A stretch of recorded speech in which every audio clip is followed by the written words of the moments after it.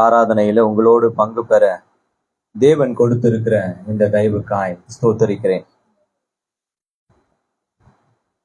Word of God church pastor Pratap அவர்களையும் இந்த சபையின் ஆடுகளையும் சந்திக்க தேவன் கிருபை செய்திருக்கிறார். ஹம்பிள் பிகினிங் மினிஸ்ட்ரி சார்பாக உங்கள் யாவரையும் வாழ்த்தி ஆசீர்வதிக்க எல்லாரும் கரங்களை தட்டி தேவனுடைய நாமத்தை மகிமைப்படுத்தலாமா? இன்றைக்கு ஒரு உபவாச ஜபமாக ஏறெடுக்க வேண்டும் என்று நான் சொல்லியிருந்தேன். It's unofficial Sunday sermon. Sunday சர்மன்ல யாருமே உபவாசம் ஏறெடுக்க வேண்டும் என்று கட்டாயப்படுத்துறது கிடையாது இல்லையா? But it's an unofficial Sunday சர்மனா இருக்கணும், கட்டாயம் உபவாசம் இருக்கணும் அப்படின்னு அவர்கிட்ட நான் சொல்லியிருந்தேன். ஏனென்றால் எங்களுடைய ஊழியம் தீர்க்க தரிசனம் மற்றும் சுகமளிக்கும் ஊழியம், ப்ராஃபெட்டிக்கல் அண்ட் ஹீலிங் மினிஸ்ட்ரீஸ். நாங்கள் எல்லா இடத்துக்கும் போறது கிடையாது, எல்லாருடைய அழைப்பையும் ஏற்றுக்கொள்றது கிடையாது. தேவன் ஏவுகிற இடத்திற்கு மாத்திரம்தான் போவோம், ஆண்டவர் நடத்துகிற இடத்தில் மாத்திரம்தான் நிற்போம். ஹல்லேலூயா, ஹல்லேலூயா. அதனால எந்த சண்டே சர்மன்லயும் பங்கு பெறுறது கிடையாது, எந்த ஸ்பெஷல் மீட்டிங்ஸ்க்கும் வந்துட்டு போறது கிடையாது. தேவன் நடத்தினால் அந்த இடத்துக்கு போகுவோம், இல்லைன்னா போக மாட்டோம். ஹம்பிள் பிகினிங் மினிஸ்ட்ரிஸ் இந்தியா கடந்த 6 வருடமாக இந்தியா முழுவதும் தேவனுடைய சுவிசேஷத்தை தேவனுடைய பிள்ளைகளுக்கு சொல்லி அவர்களுக்குள்ள ஒரு எழுப்புதலை ஏற்படுத்தணும், அவர்களுக்குள்ள இருக்கிற ஒரு சுவிசேஷத்தை ஒரு பாரமாக மாற்றணும் என்று சொல்லுவதுதான் எங்களுடைய ஒரு நோக்கமா இருக்கிறது. அதன் பிரகாரமாக கடந்த 7 வருடங்களிலே இந்தியா முழுவதிலும் அநேக ஜெப மையங்களை தேவன் ஏற்படுத்த கிருபை செய்திருக்கிறார். Humble beginning ministry HPM India முழுவதும் 21 பிரேயர் சென்டர்ஸை தேவன் ஏற்படுத்த கிருபை செய்திருக்கார். ஹல்லேலூயா. பிரதர் ஒரு பிரேயர் சென்டர் கோயம்புத்தூர்ல பார்த்தாரு. அந்த மாதிரி நமக்கு இந்தியா முழுவதும் 21 பிரேயர் சென்டர்ஸ்ல மாதம் முழுவதும் உபவாச ஜபங்கள் மாத்திரம் நடந்து கொண்டிருக்கிறது. we don't conduct any Sunday sermon. நாங்கள் ஞாயிறு ஆராதனை கடைபிடிப்பது கிடையாது, ஏறெடுப்பது கிடையாது. இது ஒரு சுவிசேஷ ஊழியம் என்பதனால வெறும் சுவிசேஷத்தை சொல்லுவதில் பிரதானமான மையமாக வைத்திருக்கிறோம். மற்றும் வருகிற தேவனுடைய ஜனங்கள் அற்புதத்தை பெற்றுக்கொள்ள வேண்டும் என்று சொல்லி அந்த உபவாச ஜெபத்துல அந்த அற்புதங்களை பெற்றுக்கொண்டு செல்றாங்க. இன்றைக்கும் ஒரு அற்புதத்தை தேவன் கொடுக்க விரும்புகிறார். அதற்காகத்தான் நான் கோயம்புத்தூர்ல இருந்து என்னுடைய பிரேயர் சென்டர்ல இருந்து இங்க மதுரைக்கு வர காரணம். ஏனென்றால் தேவனுடைய சித்தம் இல்லாமல் எந்த இடத்தில் நின்றாலும் அது வெறுமனே சரீரமாய்தான் இருக்கும், வார்த்தையாய்த்தான் இருக்கும். தேவனுடைய வாயிலிருந்து வெளிப்படும் வார்த்தை வெறுமையாய் திரும்புவதில்லை என்று வேதம் சொல்லுது. கேள்விப்பட்டிருக்கீங்களா இந்த வார்த்தைய? தேவனுடைய வாயிலிருந்து வெளிப்படும் வார்த்தை வெறுமையாய் திரும்புறது கிடையாது, அது வெளிப்பட்டதை செய்து திரும்பும் என்று சொல்லுது. ஹல்லேலூயா. இன்றைக்கும் தேவன் உங்களுடைய மத்தியில சில வார்த்தைகளை பேச விரும்புகிறார். என்னோட வசனத்தை எடுத்துக்குங்க. சங்கீதம் 69:10 பழைய ஏற்பாட்டிலே சங்கீத புஸ்தகம் 69ஆம் அதிகாரம் 10வது வசனம் எடுத்தவர்கள் வாசிக்கலாம். என் ஆத்துமா வாடும்படி உபவாசித்து அழுதேன், அதுவும் எனக்கு நிந்தையாய் முடிந்தது. என் ஆத்துமா வாடும்படி உபவாசித்து அழுதேன், அதுவும் எனக்கு நிந்தையாய் முடிந்தது. இன்றைக்கும் தேவன் உங்களோடு பேசும்படிக்காக ஏவின வார்த்தை a perfect fasting. அதாவது நம்முடைய கிறிஸ்தவ உலகத்துல அனைத்து கிறிஸ்தவர்களும் இறந்து போவதற்கு, மரித்து போவதற்கு முன்பதாக நாம் இந்த உலகத்துல வாழ்ந்த நாட்களிலே ஏறெடுத்த உபவாசம் தேவன் அங்கீகாரம் கொடுத்த, அங்கீகாரத்தினால் நாம் கிடைத்த அல்லது தேவனுடைய அங்கீகாரத்தால் நடத்தப்பட்ட ஒரு உபவாசமா என்பதை நீங்கள் அறிந்து கொள்ளணும். a perfect fasting. இன்னைக்கு யாரெல்லாம் உபவாசத்துல வந்திருக்கீங்க? ஹல்லேலூயா சொல்லுங்க பாப்போம். நான் சொல்றது சாப்பிடாம குடிக்காம உபவாசம். நீங்க என்ன நினைச்சீங்க? ஃபாஸ்டிங். நான் ஃபாஸ்டிங் பத்தி பேசிட்டு இருக்கேன். சரி, a perfect fasting. ஃபாஸ்டிங் என்னோட நீங்க பேசணும், சரியா? என்ன வந்திருக்கிற 4 பேரும் தூங்கிட்டீங்கன்னா அப்புறம் நான் செவரு கூட பேசிட்டு இருக்க முடியாது. அதனால என்னோட நீங்க பேசணும். a perfect fasting. ஃபாஸ்டிங் என்றவுடன் உங்களுடைய இருதயத்திற்கு தோன்றுகிற முதல் காரியம், இரண்டாவது காரியம், மூன்றாவது காரியம் என்பதெல்லாம் சொல்லுங்க பார்ப்போம். What is fasting? உபவாசம் என்றால் என்ன? மனசுல தெரியறதுல பேச குழந்தையா மாறிட வேண்டியதுதான். சபையில வந்துகிட்டு அப்படியே ஸ்டிஃபா காக்கி சட்டை போட்ட மாதிரி அப்படியே கலையாம உட்காந்துட்டு கூடாது. ஐனு உள்ள வந்துட்டோம்னா நாமளும் ஆண்டவர், நாமளும் ஆவியானவர், ஆவியானவர் குழந்தைன்னா நாமளும் குழந்தையா மாறிடணும். சரியா? சரி. என்ன பாக்குறதுக்கு வித்தியாசமா இருக்கா? மார்ச் 3ல இருந்து வந்த மாதிரி இருக்கா? இல்ல. அப்புறம் ஏன் அப்படி பாக்குறீங்க? சரி, உபவாசம் என்றால் என்ன? What is fasting? உபவாசம் என்றால் என்ன? உங்களை மனசுல தோன்றதுல பேசுங்க. உபவாசம்னாலே என்ன? சாப்பாடு சாப்பிடாமல் இருப்பது உபவாசம். வேற உங்களுக்கு தெரிஞ்சு? ஏழை எளியவர்களுக்கு தானம் செய்வது. வேற? சாக்ரிஃபைஸ். சாப்பாடையா? Something we want to sacrifice அப்படின்னா அர்ப்பணிப்பது, அப்படிதானே? அர்ப்பணிப்பது. வேற தேவனுடைய சமூகத்துல அமர்ந்திருப்பது. சரி, வேற? ஃபாஸ்டிங். இல்ல இந்த பைபிள்ல இருந்து ஆன்சர்ல கொடுத்துட்டு கூடாது. நான் சொல்றது இருதயத்துல இருந்து ஆன்சர். பைபிள் ஆண்டவர் கொடுத்துட்டாரு, அதை கேட்டேனா நானு? நான் சொல்றது உங்களுடைய இருதயத்துல இருந்து ஆன்சர்ஸ், உங்களுடைய இருதயத்தினுடைய ஆன்சர். பிசாசை வல்லமையில அந்த உபவாசத்துல பிசாசை ஜெயிக்கிறது. வேற சொல்லுங்க, பேசுங்க. உபவாசம்னா என்னென்னமோ ஊரெல்லாம் சொல்லிட்டு இருக்காங்க. நீங்க என்னன்னா சுகம் பெறுறது. வேற? ஆவிக்குரிய வாழ்க்கையில வளருது. அவங்களுக்கு ஒருத்தருக்கு தான் வாய் இருக்கா? ஆண்டவர் கோந்து போட்டு அடைச்சி அனுப்பியிருக்காரு. சொல்லுங்க, வாய் தரங்க. அப்புறம் வேற? தப்பா சொன்னா பரவாயில்லைங்க, தப்பா தான் சொல்லணும். விழுகிறவன் தான் எழுந்திருக்க முடியும். அவர் வார்த்தைக்கு கீழ்படிகிறது. உபவாசம் உங்க மனசுல தோன்றதுல பேசுங்க. உபவாசம்னா என்ன? வேற இடத்துல அன்பு கூறுறது உபவாசம். வேற? அவ்வளவுதானா? இடைவிடாமல் ஆராதிக்கிறது உபவாசம். வேற?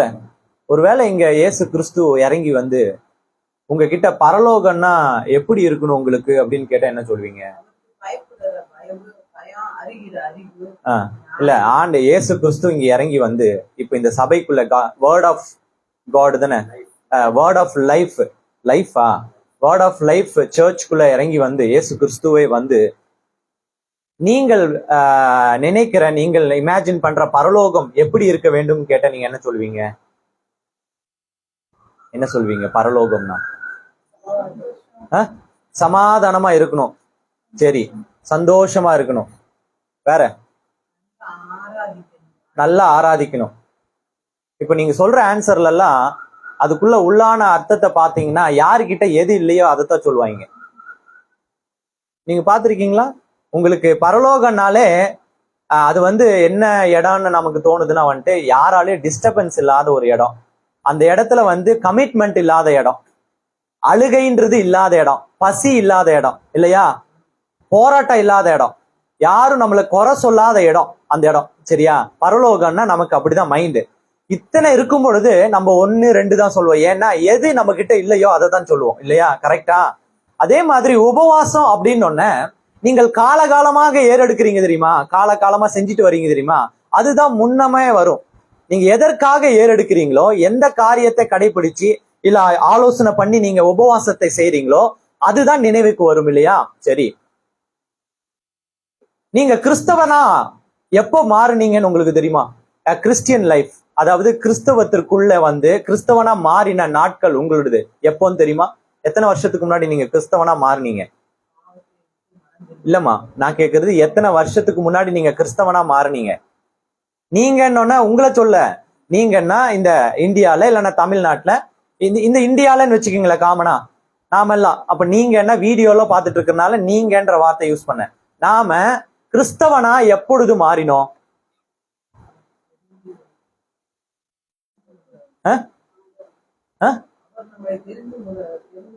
அது எப்ப தெரிந்து கொண்டாரு? தாயின் கருவிலையா? தாயின் கருவில தெரிந்து கொள்ளும் பொழுது நாம வந்து இந்த இந்தியாவில வந்துட்டு ஒரு நாடோடிகளாம் இந்த மரத்தையும் சூரியனையும் சந்திரனையும் வணங்கக்கூடியவர்களாய் தான் இருந்தோம். நான் சொல்றது கிறிஸ்தவனாய் மாறினது எப்பொழுது? சொல்லுங்க. கிறிஸ்து பிறப்பதற்கு முன்னாடியேவா? அப்படியா? கிறிஸ்தவனாய் மாறினது எப்பொழுது? இந்தியாவுல எப்படி கிறிஸ்தவம் வந்துச்சுன்னு தெரியுமா? அதையாவது சொல்லுங்களேன். கரெக்ட். தோமா வந்தாரு. தோமா யாரு? 12 சீஷர்களிலே அப்போஸ்தலரிலே ஒருவர். அது கன்ஃபார்மா? சரி, நீங்க சொன்ன மாதிரி மிஷினரிஸ் வந்தாங்க. நீங்க என்ன சொன்னீங்க?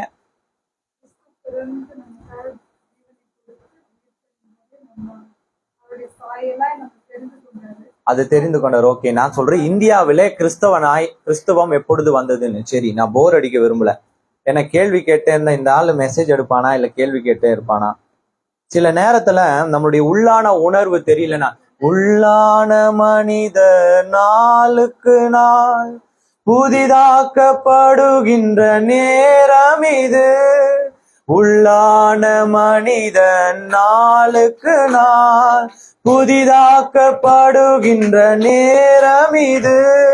சோர்ந்து போகாதே, நீ சோர்ந்து போகாதே, அதி சீக்கிரத்தில் நீங்கிவிடும் இந்த லேசான உபத்திரவம்னு அவர் பாடினது எதை பாடியிருப்பாருன்னா, இந்த சரீரத்தை பாடியிருப்பார் இல்லையா? இதுதான் பயங்கரமான உபத்திரவம் கொடுக்கிற கூடிய ஒரு முள் இல்லையா? இது அதி சீக்கிரத்துல நீங்கிரும். எப்போ நீங்கும் தெரியாது. 40 வயசுல, 50 வயசுல, 60, 80ல எப்ப வேணா நீங்கிரும். உள்ளான மனிதர் நாளுக்கு நாள் என்னதான் ஆகணுமாமா? அப்போ வேதம் சொல்லுது, கேள்வி ஞானம் இல்லைன்னா உனக்கு பதிலே கிடைக்காது. நான் ஏன் கேள்வி கேட்டே இருக்கேன்னா, நீ கேள்வியை தேடாத வரைக்கும் உன்னுடைய பதிலை நீ கண்டடையவே போறது கிடையாது. தீர்க்க தரிசன புஸ்தகங்களிலே எல்லா தீர்க்க தரிசனம் எழுதிட்டு இந்த கடைசி பக்கம் இருக்கு இல்லையா, இந்த கடைசி பக்கத்துல வாசித்து பார்த்தா என்ன சொல்லுவாரு? நீ ஐபிராத்து நதியிலே கொண்டு போய் போட்டு விடு, நீ குழி தோண்டி புதைத்து விடு. என்னத்துக்கு ஏன் எல்லாத்தையும் எழுதிட்டு ஐபிராத்து நதியில போட சொல்றாரு? 4 பேர் கொடுத்தனா பிரிண்ட் அடிச்சு 4 பேர் கொடுப்பாங்களா?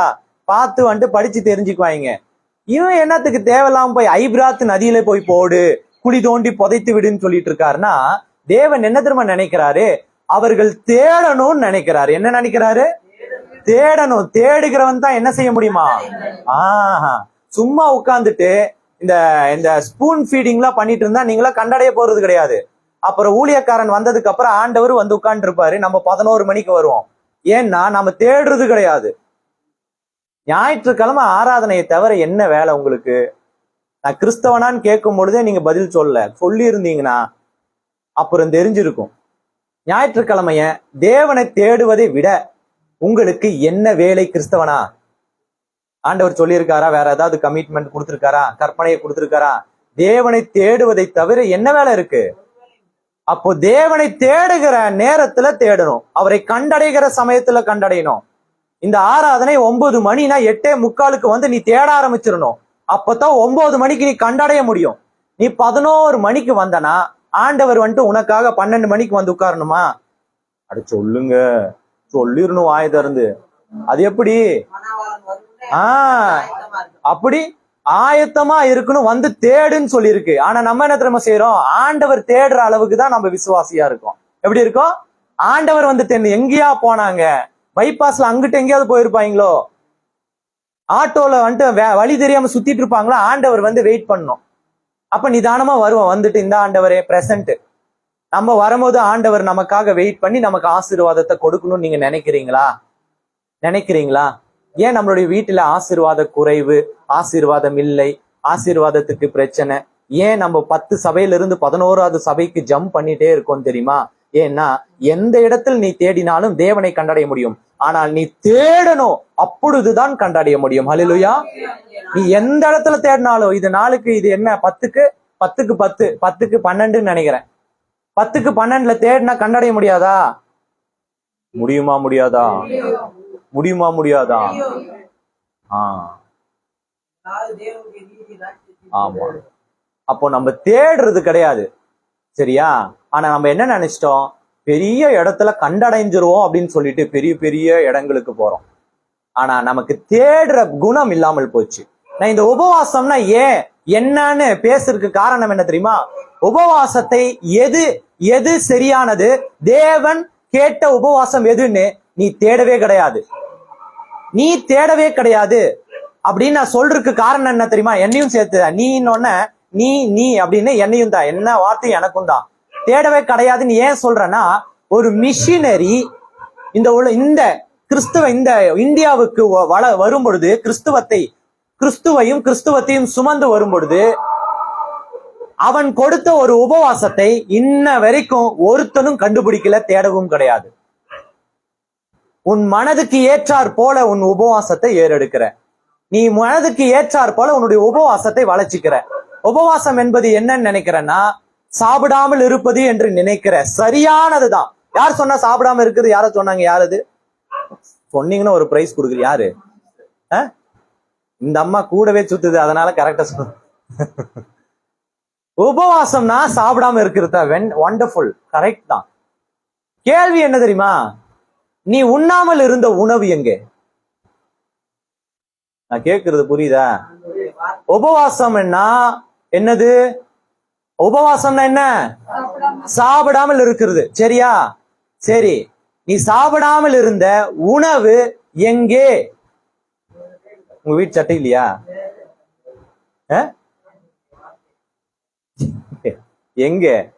அதுதான் பாஸ்டர் மதியானம் சாப்பிட்டோம், அதுதான் பாஸ்டர் டின்னரு. காலையில சாப்பிடாம ஆக்கி வச்சிட்டோம், 2 வேளை ஃபாஸ்டிங் இருந்துட்டு நைட்டுக்கு சாப்பிட்டோம் அந்த சாப்பாடை. அப்படிதானே? ஒரு உபவாசம் என்பது நீ எதுன்னு அறிந்திருக்கிற, அந்த உபவாசத்தால எதெல்லாம் கிடைக்கும்னு அறிந்திருக்கிற, எதெல்லாம் பெற்றுக்கொள்ள முடியும்னு அறிந்திருக்க. ஆனால் அந்த உபவாசத்தினால் நீ ஏறெடுத்த அந்த உணவை, தியாகம் பண்ண உணவை உன்னால் சேர்த்து வைக்க முடியவில்லை என்பதுதான் தவறான உபவாசம் என்று நான் இங்க உங்களோடு பேச வந்திருக்கிறேன். ஒரு மிஷினரியுடைய உபவாசம். கிறிஸ்தவம் என்றால் என்ன அப்படின்னு கேட்கும் பொழுது உங்களால சொல்ல முடியும். கிறிஸ்தவமாய் எப்பொழுது மாற்றப்பட்டீர்கள்னா உங்களால சொல்ல முடியல. கிறிஸ்தவம் என்னைக்கு வந்ததுன்னா எதுவுமே சொல்ல முடியல. கிறிஸ்தவம் என்றால் என்ன அப்படின்னா, முதல் காரியம் உங்களுடைய மனசுக்குள்ள இருக்கிறது மட்டும்தான் பேசணும். சரியா? நம்மளுடைய கல்ச்சருக்கு ஏத்த மாதிரி பதில் சொல்லணும். நான் சொல்றது புரியுதா? நம்ம கல்ச்சர் என்னமோ, மதுரையில என்ன கல்ச்சரோ அந்த கல்ச்சருக்கு ஏத்த மாதிரி தான் நீங்க கிறிஸ்துவ ஏற்றுக்கொண்டிருப்பீங்க. நீங்க ஒன்னும் ஃபாரினர் கிடையாது, இல்ல நைஜீரியன் கிடையாது. அங்க நைஜீரியாவில ஒருத்த ஏத்துக்குவான் கிறிஸ்தவத்தை, அந்த பதில் எனக்கு தேவை கிடையாது. இங்க பவுல் ஒண்ணு சொல்லியிருக்கான். பவுல் எந்த ஊரு? சரி, 12 அப்போஸ்தலர் எந்த ஊரு? எந்த நாடு? குத்து மதிப்பா சொல்லுங்க. என்னங்க? இஸ்ரேல். Okay fine, Israel. சரியா? குத்து மதிப்பா இஸ்ரேல் காமனா வச்சுக்கோமே. சரியா? நீங்க எங்க வாழ்றீங்க? இந்தியா, மதுரையில. இந்தியால மதுரையில, தமிழ்நாட்டுல மதுரையில வாழ்ந்துட்டு இருக்கோம். இஸ்ரேல்ல என்ன கல்ச்சர்னு தெரியுமா உங்களுக்கு? அவனுக்குன்னு ஒரு கல்ச்சர் இருக்கும். அவன் ஏற்றுக்கொண்ட கிறிஸ்துவை அவனுடைய கல்ச்சர் பிரகாரம், அதாவது அவனுடைய நடைமுறையில, அவனுடைய பிரச்சனைக்கு, அவனுடைய சோசியல் அந்த வெல்ஃபேருக்கு ஏற்ற அது மாதிரி அவன் மாற்றி ஏற்றுக்கொண்டு இருப்பான். அவனுக்கு யார் உனக்கு கிறிஸ்து அப்படின்னு சொன்னா அவன் என்ன தெரியுமா சொல்லுவான்? அவன் என்னை கண்ட தேவன் அப்படின்னு சொல்லுவான். ஏன்னா அவன் பார்த்திருப்பான். நான் சொல்றது அப்போஸ்தலர் சொல்லிட்டு இருக்கீங்க, 12 அப்போஸ்தலர். நான் கண்ட என் தேவன் அப்படின்னு சொல்லுவான். ஏன்னா அவரோட தானே நடந்தான். சரியா? இப்போ நீங்க நடந்தீங்களா? கிறிஸ்துவோட நடந்தீங்களா? நடக்கல, பார்த்தது இல்ல பிளஷா. இப்போ உங்ககிட்ட கிறிஸ்துவனா யாருன்னு கேட்டா என்ன சொல்லுவீங்க? நான் காணாத தேவன், பட் ஆவிலை நான் கண்ட தேவன். இல்லையா? ஒவ்வொருத்தருக்கும் ஒரு ஃபீலிங். இப்ப அவங்க காணாத தேவன் நாங்க. அப்போ உங்களுக்கு, மத்தவங்களுக்கு, ஒவ்வொருத்தருக்கும் ஒரு உங்களுடைய மனநிலைக்கு ஏத்த மாதிரி கிறிஸ்து அப்படின்றவர் இருப்பார். இல்லையா? அப்போ உங்களுடைய மனநிலைக்கு ஏற்றாத மாதிரி கிறிஸ்துவத்தை நீங்க வடிவமைச்சிருக்கீங்க. சரியா இல்லையா? சரியா இல்லையா? என்னோட பேசணும், தூங்கிடக்கூடாது. சரியா? அதே போல நீங்க என்ன பண்ணிட்டீங்கன்னா, உபவாசத்தை உங்களுடைய மனநிலைக்கு ஏற்றாது போல மாத்திட்டீங்க. இப்ப உபவாசம்னா என்னன்னா, இந்த ஊர் கல்ச்சர்ல உபவாசத்திற்கு முன்னாடியே, சரியா, உண்ணாமல் இருக்கிற நோன்பு என்பது இந்த உலகத்துல இருக்கு. அதாவது இந்தியாவில இருக்கு. உண்ணா நோன்புன்றது இருக்கு. அதுக்கு முன்னாடியே பசியும் பட்டினியும் இந்தியால இருக்கு. அதற்கு முன்னாடியே ஒருவேளை உணவுக்காக விபச்சார சந்ததிகளும் இந்த இந்தியால இருந்துச்சு. சொல்றது புரியுதா? நீ விபச்சாரம் செஞ்சாதான் உணவு கிடைக்கும், அரிசி கிடைக்கும். இந்த கேரளா பக்கத்துல எல்லாம் ஒரு இது இருக்கு, அது என்ன அந்த பேரு மறந்துருச்சு. இப்ப நிறைய காரியெல்லாம் எடுத்துட்டு வராங்க. அவங்க எல்லாம் என்னன்னா துணி போடக்கூடாதாமா, அவங்கள ட்ரெஸ் போடக்கூடாது, பெண்கள்லாம் ட்ரெஸ் போடக்கூடாது. அப்பதான் அவங்களுக்கு உணவு கிடைக்கும், இல்லைன்னா கிடைக்காது. சரியா? இந்த மாதிரியான கல்ச்சர் எல்லாம் நிறைய இருந்துச்சு. சரியா? அப்போ நம்மளுடைய கல்ச்சர்ல இருந்து தான் நம்ம வந்திருக்கோம் இல்லையா? இந்த மாதிரியான கல்ச்சர்ல இருந்து தான் நம்ம வந்துட்டு இப்போ உபவாசம் என்ற உடனே ஒரு உபவாசத்தை நம்மனால வேதாகம சென்ட்ரிக்கா ஏறெடுக்க முடியல, பண்ண முடியல. நம்மளுடைய கல்ச்சர் சென்ட்ரிக்கா தான் ஏறெடுக்க முடிஞ்சு. அதனால இந்த உபவாசத்தினால பலனை பார்த்தோம் இல்லையா? உபவாசத்தினால பலன்களை பார்த்தோம். ஆனால் உபவாசத்தின் மையத்தை நாம் பார்க்க மறந்து விட்டோம். ஹல்லேலூயா, ஹல்லேலூயா. சரி, இங்க தாவீது ஒரு விஷயத்தை சொல்றாரு. என்ன சொல்றாரு? நீங்கள் என் ஆத்துமா வாடும்படி உபவாசித்து அழுதேன், அதுவும் எனக்கு. அப்போ அவர் சொல்றாரு உபவாசித்து வாடி அழுதேன். எதற்காக வாடி அழுதுருப்பாருன்னு நினைச்சு பாக்குறீங்களே? நான் கேக்குறது, வாடி அழுகிறானா ஒரு மனுஷன் ஆண்டவருடைய வார்த்தைக்கு அவன் மனசாட்சியோட பேசணும். குச்சி எடுத்துட்டு வாமா வெளியில இருந்து, 2 அடி கொடுத்தாத்தான் திருந்து வாங்க போல இருக்கு. இவங்க எல்லாம் சரியான ஆன்சர் சொல்லி பழகிருக்காங்க. நான் இருதயத்தை சொல்றேன், இருதயத்துல இருந்து பேசுங்க. நீங்க வாடி அழுகிறது ஆண்டவருடைய வார்த்தை கிடைக்கலன்னா உங்க மனசாட்சியில இருந்து பேசுங்க. நீங்க எதுக்கு தெரியுமா வாடி அழுவீங்க? உங்க பையனுடைய வாழ்க்கை கெட்டு போச்சுன்னா வாடி அழுவீங்க. உங்களுடைய சரீரம் கெட்டு போச்சுன்னா வாடி அழுவீங்க. உங்களுக்கு ஒரு தேவை சந்திக்கப்படலைன்னா வாடி அழுவீங்க. உங்களுக்கு ஒரு நோய் வந்துருச்சுன்னா வாடி அழுவீங்க. உங்களை சுத்தி யாருமே இல்லைன்னா வாடி அழுவீங்க. உங்களுடைய தேவை சந்திக்கப்படலைன்னா வாடி அழுவீங்க. கடன் பிரச்சனைனால 4 பேர் அவமானப்படுத்தும் பொழுது வாடி அழுவீங்க. எதுக்காக வாடி அழுகிறீங்க? அப்ப தாவீது எதற்காக வாடி அழுந்திருப்பான்? எதற்காக தெரியுமா அழுதான்? சவுலால துரத்தப்பட்டு கொண்டே இருந்தான். சவுலால எந்த நேரத்திலும் கொலை செய்யப்படலாம், ஓடிட்டே இருந்தான். என்னைக்கு சாமுவேலால அபிஷேகம் பண்ணப்பட்டானோ அந்த நாளிலிருந்து இருந்து, சரியா, கிறிஸ்துவுக்காக ஓடிக்கொண்டே இருந்தான். ஹல்லேலூயா. அப்போ அவனுடைய மனைவிகளெல்லாம் விட்டுட்டான், பிள்ளைகளெல்லாம் விட்டுட்டான். குகைகளிலும் குன்றுகளிலும் வேறு தேசத்து ராஜாக்களின் அடைக்கலத்திலும் அவன் போய் வாடி அழுது, எத்தனையோ நாட்கள் என்னுடைய சொந்தத்தையும் பார்க்க முடியல, என் மனைவியும் பார்க்க முடியல, என் பிள்ளைகளையும் பார்க்க முடியலன்னு சொல்லி வாடி அழுதான். வாடி அழுந்துட்டு இருக்கும் பொழுது அந்த வசனத்தை சொல்றான். என்னன்னு சொல்றான்? உபவாசித்து. உபவாசித்துன்னா அவன் வாலண்டியரா உபவாசிக்கல, அவனுக்கு சோறு கிடைக்கலங்க, இயற்கையாவே கிடைக்கல. நீங்க என்ன நினைச்சிட்டீங்க? உபவாசித்துன்னோன்னு நமக்கு எல்லாம் சாப்பாடு எல்லாம் இருக்கும், நம்ம அப்படியே ஒடுக்குறதுன்னு நினைச்சீங்களா? அதெல்லாம் ஒடுக்கல.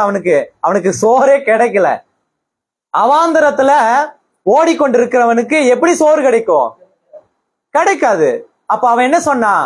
உபவாசித்து. அவனுடைய உபவாசம் எப்படி இருக்கு பாத்தீங்களா? நான் சொல்றது புரியுது? கொஞ்சமாவது ஏறுதா? இன்ட்ரடக்ஷன் புரிஞ்சிருச்சா? ஓகே.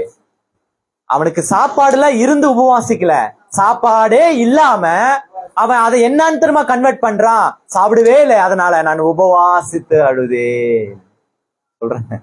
சரியா? எந்த ஒரு விஷயமும் இல்ல அப்படின்ற பொழுது கிடைக்கிறது மிக பிரதானமா இருக்காது, ரொம்ப பிரமாதமானதா கிடையாது, பக்கத்திலேயே இருக்கணும். ஆனால் நீ என்ன திரும்ப செய்யணும்? அதை தொடக்கூடாது. கண் கெட்ட இடத்துல, உன் கண் எட்டுற இடத்துல, கை எட்டுற இடத்துல இருக்கணும். ஆனால் உன் கண்கள் அதை பச்சிக்க கூடாது. அது உனக்கு கண்களுக்கு கூட விருந்தாக்க கூடாது. பார்வையிலே விருந்தாக்குவோம். பார்த்திருக்கீங்களா? சிலர்லாம் பிரியாணி லெக் பீஸ் 4 லெக் பீஸோட பார்த்தனா ரொம்பிரு வயிறு. ஆமா, ஒரு லெக் பீஸ் ஆனா 1 2னா போச்சு, 3 4னா வயிறே ரொம்பிரும். கண்ணுக்கு விருந்தானது இருதயத்துக்கு விருந்தாயிரும். சரியா? அப்போ அவனுக்கு கிடைக்காமல் இருக்கும் பொழுது அது உபவாசம் என்று சொன்னான். சரியா? இன்று நாம் யாவருக்கும் கிடைக்கிற ஒரு காரியத்துல நாம் உபவாசிப்பது தான் சிறந்த உபவாசம் என்று கிறிஸ்து சொல்றாரு. சரியா? எழுதுங்க, மத்தேயு எழுதின சுவிசேஷ புஸ்தகம் 6ஆம் அதிகாரம். மத்தேயு எழுதின சுவிசேஷ புஸ்தகம் 6ஆம் அதிகாரம்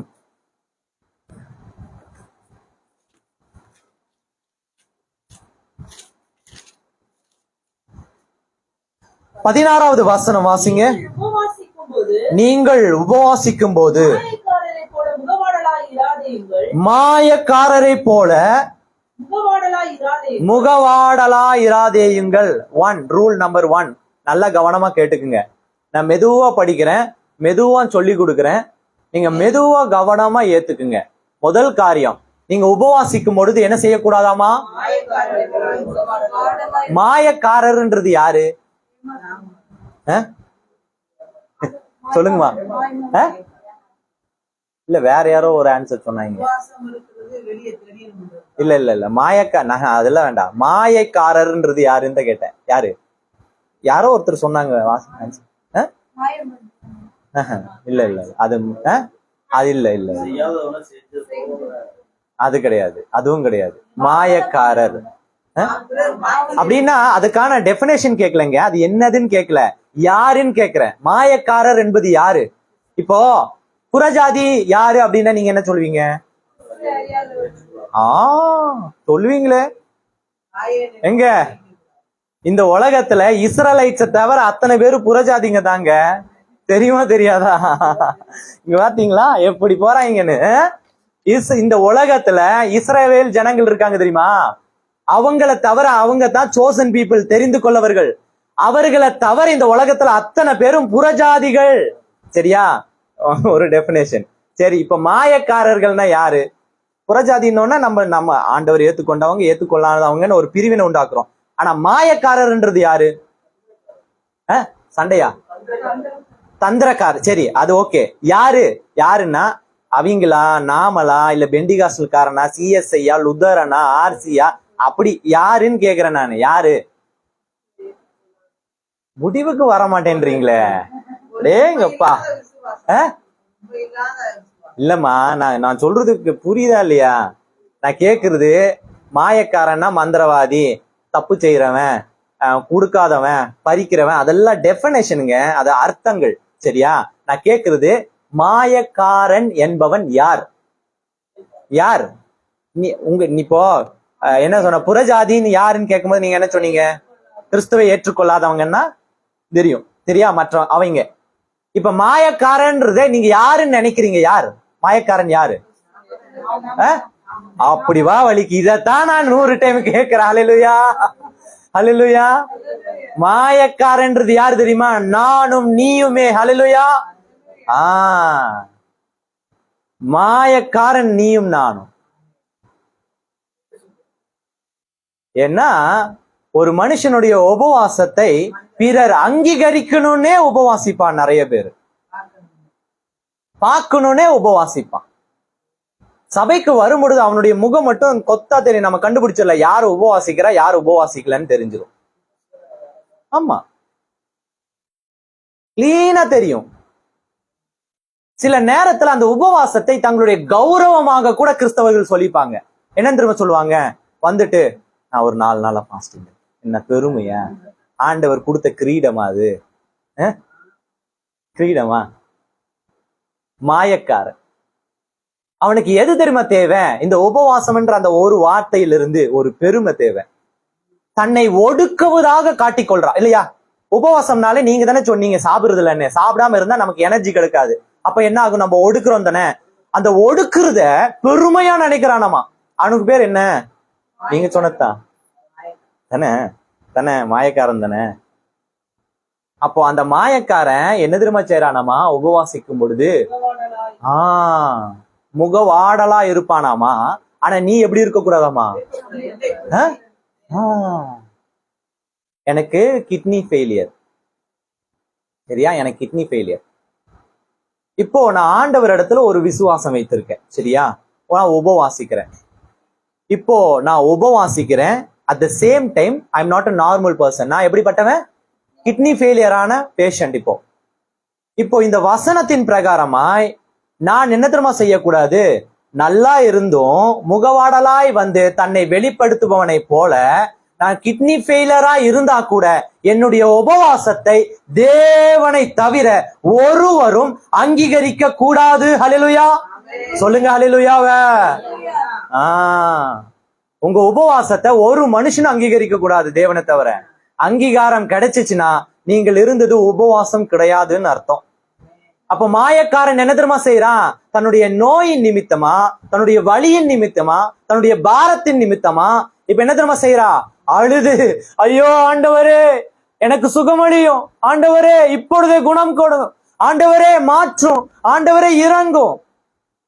தாவீது என்ன தெரியுமா சொல்றான்? முட்டாள் முட்டாள் முட்டாள், நான் அழுது உபவாசித்தேன், அது எனக்கு என்னவா இருந்துச்சாமா? பாரமும் நிந்தையுமா இருந்தது. ஏன் அழுகிற? அழ சொன்னாரா ஆண்டவரு? உன்னை உபவாசம் இருக்க சொன்னாரா முதலாவது ஆண்டவரு? நீ ஏன் உபவாசம் இருக்கிற? நீ ஏன் அழுகிற? அப்புறம் ஆண்டவரை கூப்பிட்டா ஆண்டவர் என்ன சொல்றாரு? அப்படி ஒரு டாக்டரின் பைபிள்லயே இல்ல, நீ என்ன புதுசா செஞ்சுட்டு இருக்கியான்னு. நம்ம ஊர்ல எத்தனை பேர் உபவாசித்து அழுங்கல்னு அழுக வைக்கிறாங்க? அப்படிதானே சொல்லி கொடுக்குறாங்க, அப்படிதானே சொல்லி கொடுக்குறாங்க. அதை ஏன் சரியா சொல்லி கொடுக்க மறக்கிறாங்கன்னா, அவங்களுக்கு தெரிஞ்சாதானே சொல்லி கொடுப்பாங்க. இன்னைக்கு இந்த சுவிசேஷத்தை நான் ஒவ்வொரு சபையிலும் பேச கடமைப்பட்டிருக்கேன். எனக்கு வாய்ப்பு கிடைக்கிற சபையெல்லாம் பேசிடணும். சரியா? நான் ஃபண்டமெண்டல் என்னன்னா, நாம் எப்படி கிறிஸ்தவர்களாய் மாறினோம் அப்படின்ற அந்த ஃபண்டமெண்டலுக்கான அர்த்தத்தை நான் இப்படி கொண்டு வந்திருக்கேன். சரியா புரிஞ்சுக்கணும். சரியா? இப்போ 2வது காரியம் படிங்கத. அவர்கள் உபவாசிக்கிறதை மனுஷர் காணும் பொருட்டாக தங்கள் முகங்களை வாட பண்ணுகிறார்கள். அவர்கள் தங்கள் பலனை அடைந்து தீர்ந்ததென்று. ஹல்லேலூயா.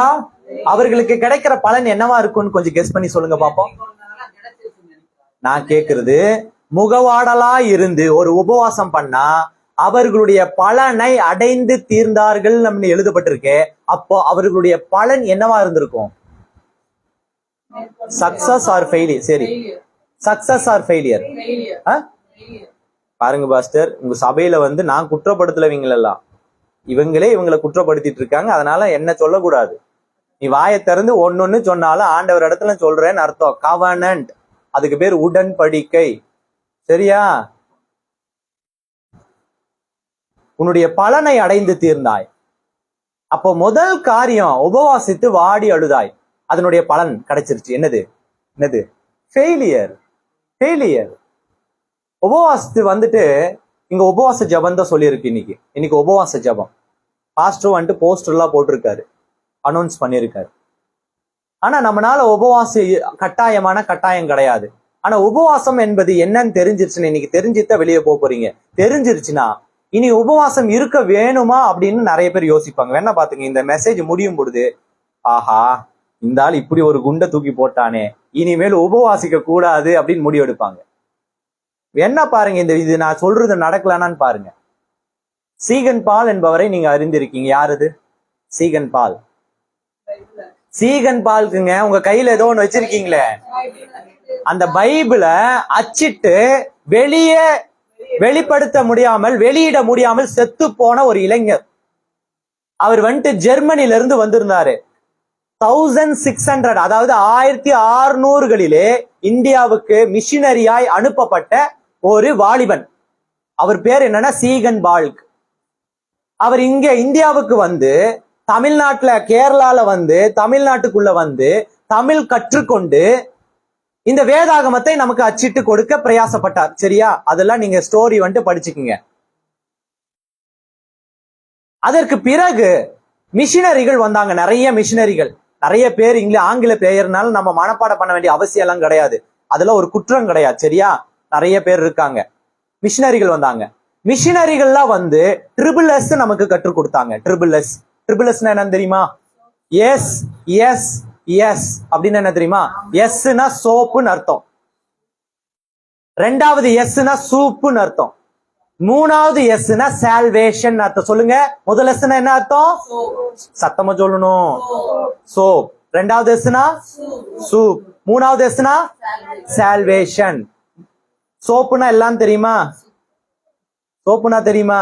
தமிழ்ல என்னன்னு எனக்கு தெரியல, அதனால தான் தெரியுமான்னு கேக்குறேன். சூப்புனா? சூப்புனா தெரியுமா? தமிழ்ல என்னன்னு சொல்லுங்க. சூப்புக்கு தெரியாது, சூப்புன்னு தான் தெரியும் நமக்கும். சரியா? சால்வேஷனுக்கு வேணா தமிழ்ல தெரியும், ரட்சிப்பு. அதனாலதான் உங்ககிட்ட கேட்டேன். சரியா? அப்போ முதல்ல இந்தியாவுக்கு அந்த மிஷினரி என்ன தெரியுமா செஞ்சா? இந்தியாவுல உடனே கிறிஸ்தவத்தை சொல்லல. சீகன் பால்கால் உருவாக்கப்பட்ட வேதாகமத்தை மடமடன் படிச்சு, ஆதியாகமத்துல என்ன சொல்றது தெரியுமா? சுவிசேஷ புஸ்தகத்துல ஆண்டவர் என்ன சொல்லியிருக்காருன்னு தெரியுமா? அதெல்லாம் சொல்லல. முதல்ல வந்தோடனே அவர்களை பார்த்தான். அவர்களுக்கு தேவைப்படுவது வேதாகமம் வார்த்தையும் அல்ல, அவர்களுக்கு தேவைப்படுவது என்ன தெரியுமா? அந்த வேதாகமத்தை பிடிக்கும் கரங்களில் சுத்தம். என்னவாங்க? சுத்தம். சுத்தம் தேவைப்படுது. முதல் காரியம், ஒரு மிஷினரி இந்தியாவில வந்து கற்றுக் கொடுத்தது சுவிசேஷத்தை அல்ல, சுத்தத்தை. சுத்தத்தை சொல்லி கொடுத்தான் முதல்ல. சுத்தம் படிச்சதுக்கு அப்புறம் அவனுக்கு பசி எடுக்க ஆரம்பிச்சிருச்சு. பசியா இருக்கிறவன் இடத்துல நீங்க போய் பேசி பாருங்க. ஒரு 3 நாள் ஃபாஸ்டிங் யாராவது இருந்து அவங்க கிட்ட போய் பேசி பாருங்க. ஆவியானவர் வெளிப்பட்டு போய் நம்முடைய வேற ஒரு ஆவியானவர் வெளிப்படுவார் பாருங்க. அதெல்லாம் ஒண்ணும் கிடையாது. இந்த 6 மணி நேரம், காலையில 6ல இருந்து சாயந்தரம் 6 வரைக்கும் உபவாசம் இருக்கும் இல்லையா? நீங்க கரெக்டா ஒரு 3 மணிக்கு மேல அந்த மனுஷன், அந்த ஆத்துமா கூட போய் பேசி பாருங்க. அந்த ஆத்துமா என்ன ஆத்துமான்றது புரிஞ்சிடும். சொன்னனோ இல்லையா, போயிரு, ஆவியில அனலா இருக்க இந்த நேரத்துல. நான் 6 மணிக்கு முடிக்கிற வரைக்கும் பக்கத்துல வந்துடாத. சாப்பாடுன்னு கடிச்சாலும் கடிச்சிருவேன். அவ்வளவு ஆவியில அனலா இருப்போம். சரியா? சூப் தேவைப்பட்டுச்சு அவங்களுக்கு. சாப்பாடுன்னு அர்த்தம். சாப்பாடு தேவைப்பட்டுச்சு. 3வது காரியம், கைய கழுவுனா, சாப்பாடு சாப்பிட்டா இப்ப என்ன தெரியுமா ஆகல? அவனுக்கு நோய் வரவே இல்லை. புரியுதா? அவனுக்கு அன்னைக்கு வரைக்கும் நோய் இருந்துச்சு. தட்டம்மை, அந்தம்மை, சின்னம்மை, காலரா, டைபாய்டு, டெங்கு, வயிற்றுப்போக்கு, திடீர்னு குழந்தை செத்து போக்கு, என்னென்னமோ இருந்துச்சு. அப்படி இருக்கும் பொழுது அவன் வந்து வசனத்தை சொல்லிட்டு இயேசு அழைக்கிறார் அப்படிலாம் சொல்லல. அதெல்லாம் பாடவும் கிடையாது. அவன் வந்து சொல்லி கொடுத்தது, கை கழுவு தம்பி, முதல்ல கை கழுவு, அப்புறம் சோத்துல கைய வை, சாப்பாட்டுல கைய வை, இப்ப சாப்பிடு. சாப்பிட்டான். அவனுக்கு 1 மாசம் சாப்பிட்டான். கை கழுவி நோயே வரல. இப்போ உடனடியா அந்த மிஷினரி கிட்ட ஓடி வந்த, ஐயா எப்படியா, என் முன்னோர்லாம் ஒண்ணுமே சொல்லாம போயிட்டாங்க, எப்படியா, இதா வாங்க அப்படின்னு இந்த வேதாகமத்தை, அந்த சீகன் பால்க் அப்படின்றவர் அச்சிட்டாரு தெரியுமா? அந்த வேதாகமத்தை காமிச்சு, இதுல சொல்லியிருக்கு தம்பின்னு சொன்ன. ஹல்லேலூயா, ஹல்லேலூயா. இதுல சொல்லியிருக்கு, இதுல நான் படிச்சிருந்தேன், அதனாலதான் நான் நல்லா இருக்கேன். நான் நல்லா இருக்கிறதுனால உன்னை பார்த்தேன், நீயும் நல்லா இருக்கணும்னு நான் விரும்பினேன், அதனாலதான் நான் சொல்லி கொடுத்தேன்னு. முதல் முறை ஃபர்ஸ்ட் அட்வர்டைஸ்மெண்ட் என்ன தெரியுமா? இந்த வேதாகமத்தை கொடுத்து ரட்சிப்பை ஏற்படுத்தல, ரட்சிப்பை ஏற்படுத்தின பிறகுதான் இந்த வேதாகமமே கொடுக்கப்பட்டது. ஹல்லேலூயா, ஹல்லேலூயா. நமக்குள்ள, நம்மளுடைய தமிழ்நாட்டிலேயோ இந்தியாவிலேயோ ரட்சிப்புன்றது என்னன்னு தெரியல. ட்ரிபிள்எஸ் அவனே வந்து ரட்சிக்கப்பட்டான். நீங்க போகல தேடி, அவன் உங்களை தேடி வந்தான். அதனாலதான் ஒரு மிஷினரி என்ன தெரியுமா பண்ணா? தன்னுடைய சொத்தை எல்லாம் அங்க விற்று துளைத்து விட்டு அந்த பணத்தை எல்லாம் இங்க எடுத்துட்டு வந்து இங்க ஹாஸ்பிட்டல்ஸ் கட்டினா, இங்க ஸ்கூல்ஸ் கட்டினா, இங்க ட்ரைனிங் சென்டர்ஸ் கட்டினா, இங்க தொழில்களை உருவாக்குனா. எதற்கு தெரியுமா? எதற்கு தெரியுமா? சுவிசேஷத்தை சொல்ல இல்லைங்க. சுவிசேஷத்தை அவன் எப்படியோ தேடி வருவான். ஆனால் அதற்கு முன்பதாக அவனுக்கு கொடுக்க வேண்டியது என்ன தெரியுமா? வாழ்வாதாரம். அவனுக்கு வாழ்வாதாரத்தை கொடுத்துட்டா, இந்த ஞானத்தை கொடுத்த கடவுள் யாருன்னு அவனே தேடி வரணும். அதுதான் சால்வேஷன். அதுதான் நிரந்தரமான சால்வேஷன். அந்த சால்வேஷன் தான் யாருக்கிட்ட இருந்து பறிச்சு கொள்ள முடியாது. ஆனா நாம இன்னைக்கு கொடுக்கிற சால்வேஷனை ஈஸியா பறிக்க முடியும். அதனால தான் நம்ம ஒரு சபையில காலை வச்சு இருக்காம ஒரு சபையா கால் வச்சு ஓடிட்டு இருக்கோம். காரணம் என்ன தெரியுமா? You don't know about the salvation. உனக்கு சால்வேஷன், அது ரட்சிப்புன்னா என்னன்னு தெரியல. ஏன்னா உன்னை போதகன் தேடி வந்தா, நீ தேவனை தேடி வரவில்லை. நீ அங்க உட்கார்ந்து இருக்கும் போது, கஷ்டத்துல இருக்கும் போது போதகன் வந்து என்ன தெரியுமா சொன்னா? ஆண்டவர் உங்களுக்கு அற்புதம் செய்வார், வாங்க ஜபத்துக்கு அப்படிதான் கூடுவாங்க. சொல்றது பொய்யா தப்பா? என்ன இப்படி முறைக்கிறீங்க? பயமா இருக்கு உங்களெல்லாம் பார்த்தா. அடிக்க மாட்டீங்கல்ல? என்னுடைய வைஃப் இங்க மதுரைக்குள்ள வரும்போதே சொன்னாங்க, பாத்துங்க இது மதுரை, வாயெல்லாம் விடக்கூடாது, அடிப்பாங்க அப்படின்னு. நம்ம எல்லாம் வேதத்தை தூக்கும் பொழுதே வந்துட்டு மரணம் எப்ப வேணா வரும்னு நினைக்கும் பொழுது அடிக்கலாம் பயந்தா எப்படி? சரியா? அப்போ நாம ஒரு கிறிஸ்தவர்களை, அதாவது தேவனை அறியாதவர்களை ஒரு சபைக்கு கூப்பிடும் பொழுது நீங்க என்னன்னு தெரியுமா செஞ்சு கூப்பிடுறீங்க? வாங்க, உங்களுக்கு என்ன பிரச்சனை?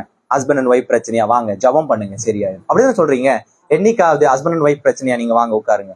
உங்க ஹஸ்பண்டுக்கு என்ன பிரச்சனை? வேலை இல்லை. உங்களுக்கு என்ன பிரச்சனை? வேலைக்கு போறேன். ஓ, இதுதான் பிரச்சனையா? வாங்க உட்காருங்க. இப்போ ஆலோசனை கொடுத்து ஒன்னா 2 பேரும் வேலைக்கு போங்க, இல்லைன்னா 2 பேரும் சேர்ந்து ஒரு கைத்தொழில் ஆரம்பிங்க அப்படின்னு you should give the solution first. நீங்க ஒரு சொல்யூஷன் கொடுக்கணும். அந்த சொல்யூஷன் ஒர்க் அவுட் ஆயிடுச்சுன்னு வச்சுக்கோங்க, ஆட்டோமேட்டிக்கா அவர்களை நீ இழுத்து கொண்டு வர வேண்டும் என்ற அவசியம் இல்லை, அவனே இங்க வந்து உட்கார்ந்துக்குவா. ஹல்லேலூயா. நீ போன்னு சொன்னாலும் போக மாட்டான் சபையை விட்டு. பாஸ்டர் சொன்னார், வந்தோன்னு சொன்னாரு 15 இடம் மாறிட்ட பாஸ்டர், இது 16ஆவதுன்னு. 15 இடத்துல மாறினாலும் இல்ல 100 இடத்துல மாறினாலும் ஊன்ற கட்டப்பட்ட சத்தியத்தினால் வழிநடத்தப்பட்டவன் நீங்க அமெரிக்கால போய் சர்ச் வச்சாலும் அங்கேயும் பிளைட்டை புடிச்சிட்டு வந்து அட்டன் பண்ணிட்டு போவான். ஹல்லேலூயா, ஹல்லேலூயா சொல்லுங்க. ஓட மாட்டான் நம்மளை விட்டு, ஒரு காலமும் ஓட மாட்டான். சால்வேஷன் அவ்வளவு வல்லமை உள்ளது. அப்போ இந்த உபவாசம் அப்படின்றது ஒரு சால்வேஷனுங்க, சால்வேஷன். அப்போ அவன் என்ன தெரியுமா செஞ்சான்? எப்படி தெரியுமா ஊன்ற கட்டுனா? அந்த டெக்னிக் எப்படின்னு அவன் எவ்வளவு திங்க் பண்ணியிருக்கான்னு பாருங்க. ஒரு கிறிஸ்துவ நாடாக கிறிஸ்துவத்தை ஏற்றுக்கொள்கிற மக்களாக மாற்றணும்னு சொன்னா இந்த உபவாசம் அப்படின்ற இந்த வார்த்தைய, உபவாசம்னா என்ன? நமக்கு சாப்பிடாமல் இருக்கிறது ஃபண்டமெண்டல். அந்த சாப்பிடாமல் இருப்பதை இவன் எப்படி மாற்றானா, ஒரு மிஷினரியோட உபவாசத்துல அவன் நமக்கு ஸ்பான்சர்ஸ் கேள்விப்பட்டிருக்கீங்களா? ஸ்பான்சர்ஸ் கேள்விப்பட்டிருக்கீங்க? நம்ம இந்தியால தான் ஃபேமஸ், நம்ம ஊர்ல தான் வாங்கி தின்னுருப்போம். அதனால ஸ்பான்சர்ஸ்ன்றது கட்டாயம் கேள்விப்பட்டிருக்கணும். இந்த ஸ்பான்சர்ஸ் அப்படின்னா அங்கிட்டு அந்த சைட்ல வந்துட்டு ஒரு மனுஷன் வந்துட்டு காசு அனுப்புறான்னு அர்த்தம். அதுதானே? அவன் எப்படி அனுப்புகிறான் அப்படின்னு ஒன்று சொல்ற. எப்படின்னா இந்த உபவாசத்தை அவன் என்ன தெரியுமா பண்றான்? தன்னுடைய குடும்பத்துல வாரத்திற்கு ஒரு உபவாச நாளை நியமிச்சிடறான். யோவேலில சொல்லப்பட்டிருக்கு. என்னன்னு சொல்றது தெரியுமா? உங்களுக்காக ஒரு உபவாச நாளை நியமியுங்கள் அப்படின்னு சொல்லியிருக்கு. உங்க ஊழியர் சொல்லி கொடுத்திருப்பாரு. ஒரு உபவாச நாளை ஒரு குடும்பம், அதாவது கிறிஸ்துவை ஏற்றுக்கொண்ட குடும்பம் நியமிக்கணும். சரியா?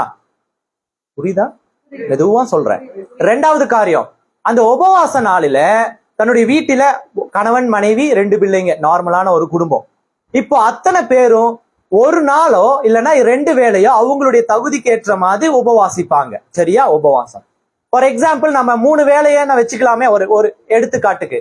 இப்ப 4 பேரு 3 வேளை, காலையில மதியானம் சாயந்தரம். நம்ம ஊர்ல இந்த மதுரையில காலையில உபவாசம் இருந்தா நம்ம சாப்பாடு நார்மல் ஒரு டிஃபனுக்கு எவ்வளவு ஆகும்? ஒரு டிஃபன் சாப்பிடணும்னா 60 ரூபா ஆகுமா? 50. சரி, ஒரு குத்து மதிப்பு கணக்கு போடுறதுக்கு ஈஸியாவே வச்சுக்குவோம். அப்படி சரியா? 50 ரூபா. சரியா?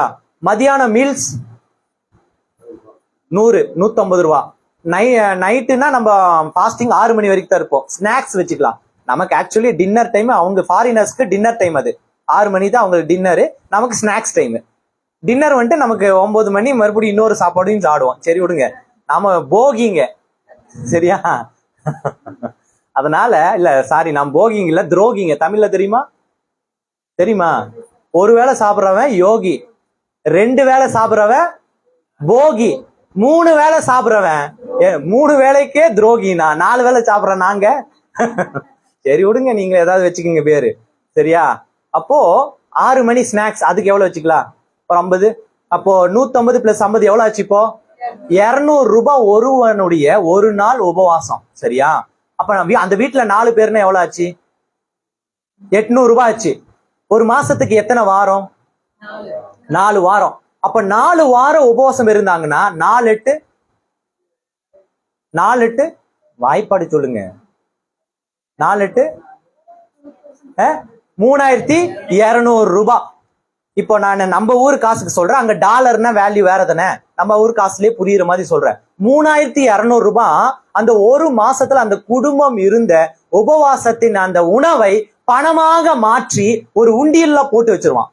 அந்த மாதிரி 3 மாசமோ 6 மாசமோ 1 வருஷமோ தொடர்ந்து உபவாசம் இருந்து அந்த காசெல்லாம் காசா பண்ணி அந்த சாப்பாட்டை, அந்த ஒருவேளை சாப்பாட்டை காசா கன்வெர்ட் பண்ணி அந்த உண்டியல்ல போட்டே வச்சுட்டு இருப்பான்.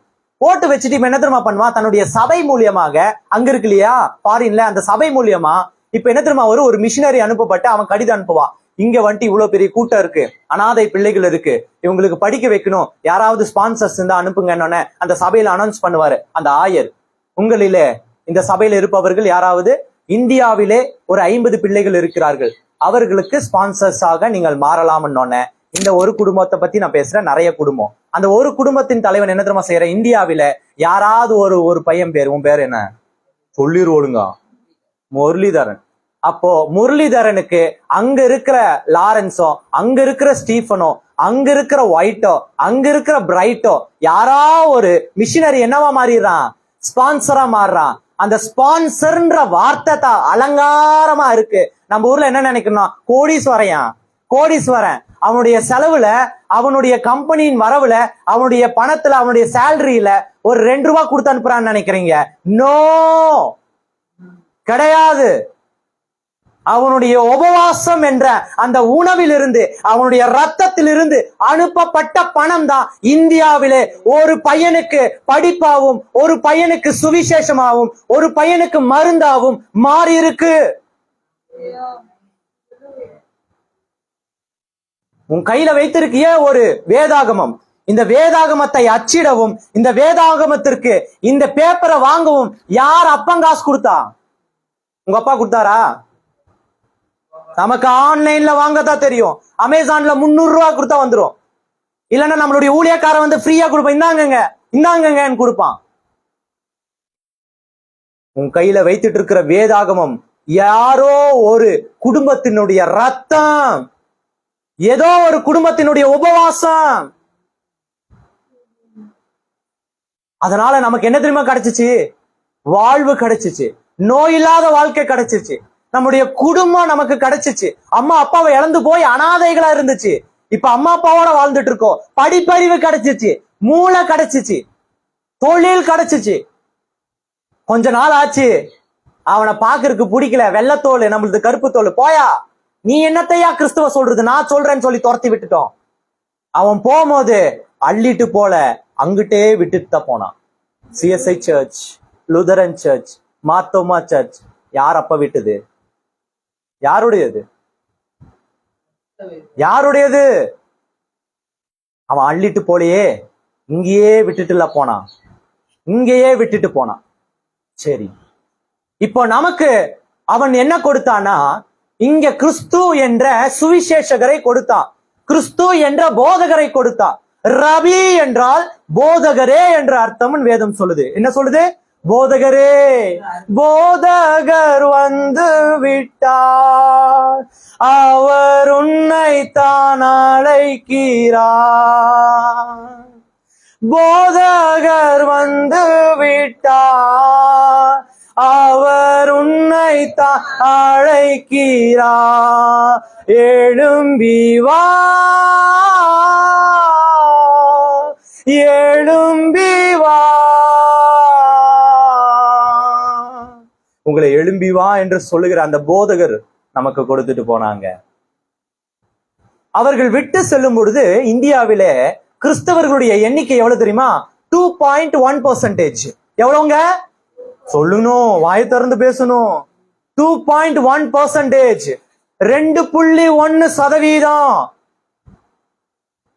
அவர்கள் வந்து கடந்து சென்று கிட்டத்தட்ட இப்பொழுது 100, 150, 200 ஆண்டுகளுக்கு மேல் ஆய்விட்டது. 200 ஆண்டுகளுக்கு மேல் ஆய்விட்டது.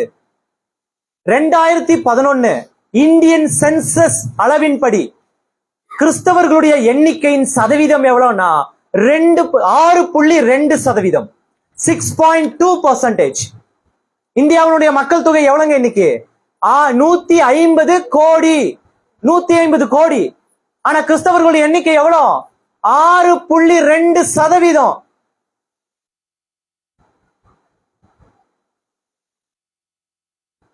காரணம் என்ன? ஏன்னா you're selfish. நீ வாங்கி பழகினவன், மத்தவன் இடத்துல வாங்கியே பழகி இருக்க. You know what is Christianity? கிறிஸ்தவன்னா என்னன்னு தெரியுமா உனக்கு? கிறிஸ்தவம் என்பதை கொடுப்பது என்பதுதான் அர்த்தம். தேவன் அவருடைய ஒரே பேரான குமாரனை இவ்வளவாய் நமக்கு கொடுத்தார். கிறிஸ்தவம் என்றாலே கொடு என்று அர்த்தம். கிறிஸ்தவனுடைய அடையாளமே கொடுப்பது என்று அர்த்தம். ஆனால் நமக்கு தெரிஞ்ச கிறிஸ்தவம் என்ன தெரியுமா? வாங்குவது, கை நீட்டுவது, கெஞ்சுவது, அபகரிப்பது. நமக்கு தெரிஞ்ச கிறிஸ்தவம் எல்லாமே சம்பாதிப்பது, சேர்த்து கொள்வது.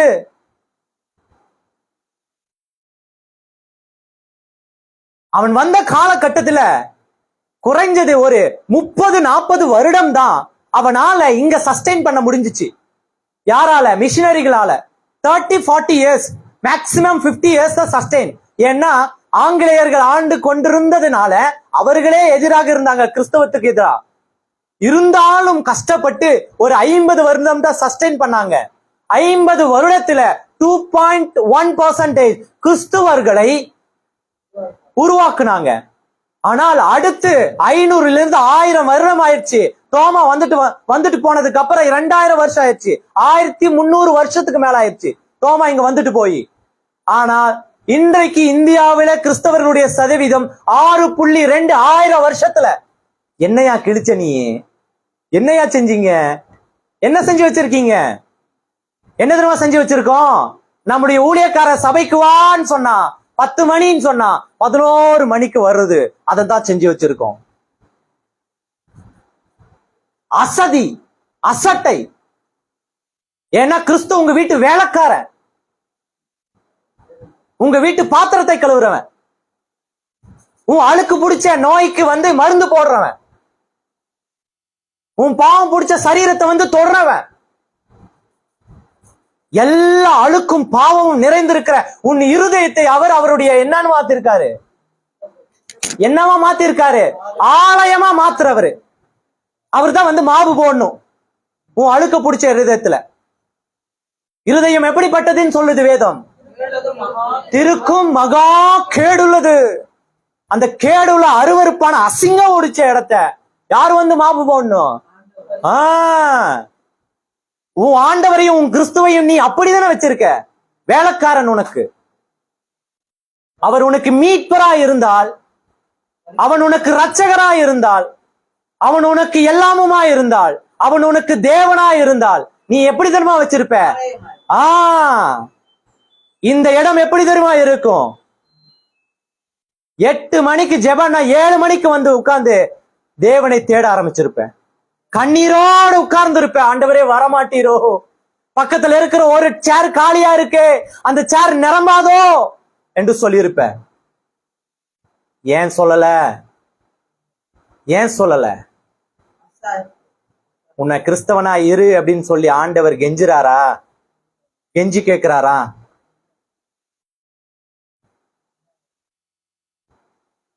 ஆயிரம் வருடத்துல நீ இந்த கிறிஸ்துவுக்கு துரோகம் அல்லவோ செய்தாய், துரோகம் இழைத்தாய்.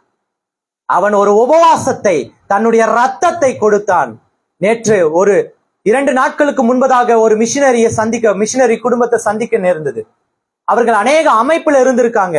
இந்த பிரதரன்ஸ் அமைப்பு, இந்த பிரதரன்ஸ், அதுக்கப்புறம் நிறைய அமைப்புகள்ல என்ன செஞ்சிச்சுன்னா இந்த ஸ்பான்சர்ஸை உருவாக்கின அமைப்புகள்.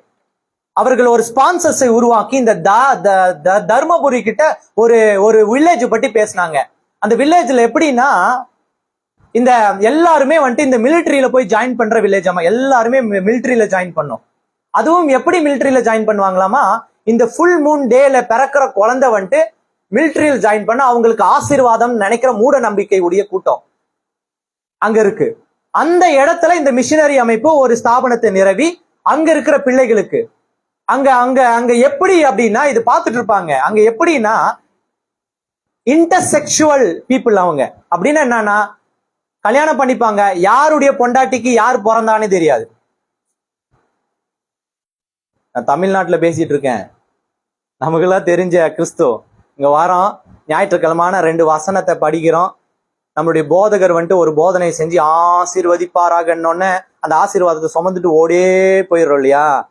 நான் ரட்சிப்பை குடிச்சும் பேசிட்டு இருக்கேன். நீ வாழ்ற இதே உன்னுடைய உலகத்துல ஒரு சகோதரனை குடிச்சு பேசிட்டு இருக்கேன்.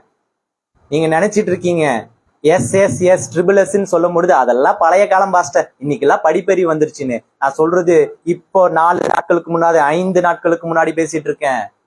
எந்த பொம்பளைக்கு எந்த பையன் பிறந்தானே தெரியாது. அவங்கள பொறுத்த அளவுக்கு அந்த ஃபுல் மூன் டேல பிறக்கிறது தான் ஆசீர்வாதம். அதை தவிர எதுவுமே கிடையாது. அத்தனை பிள்ளைகள் அனாதைகள்.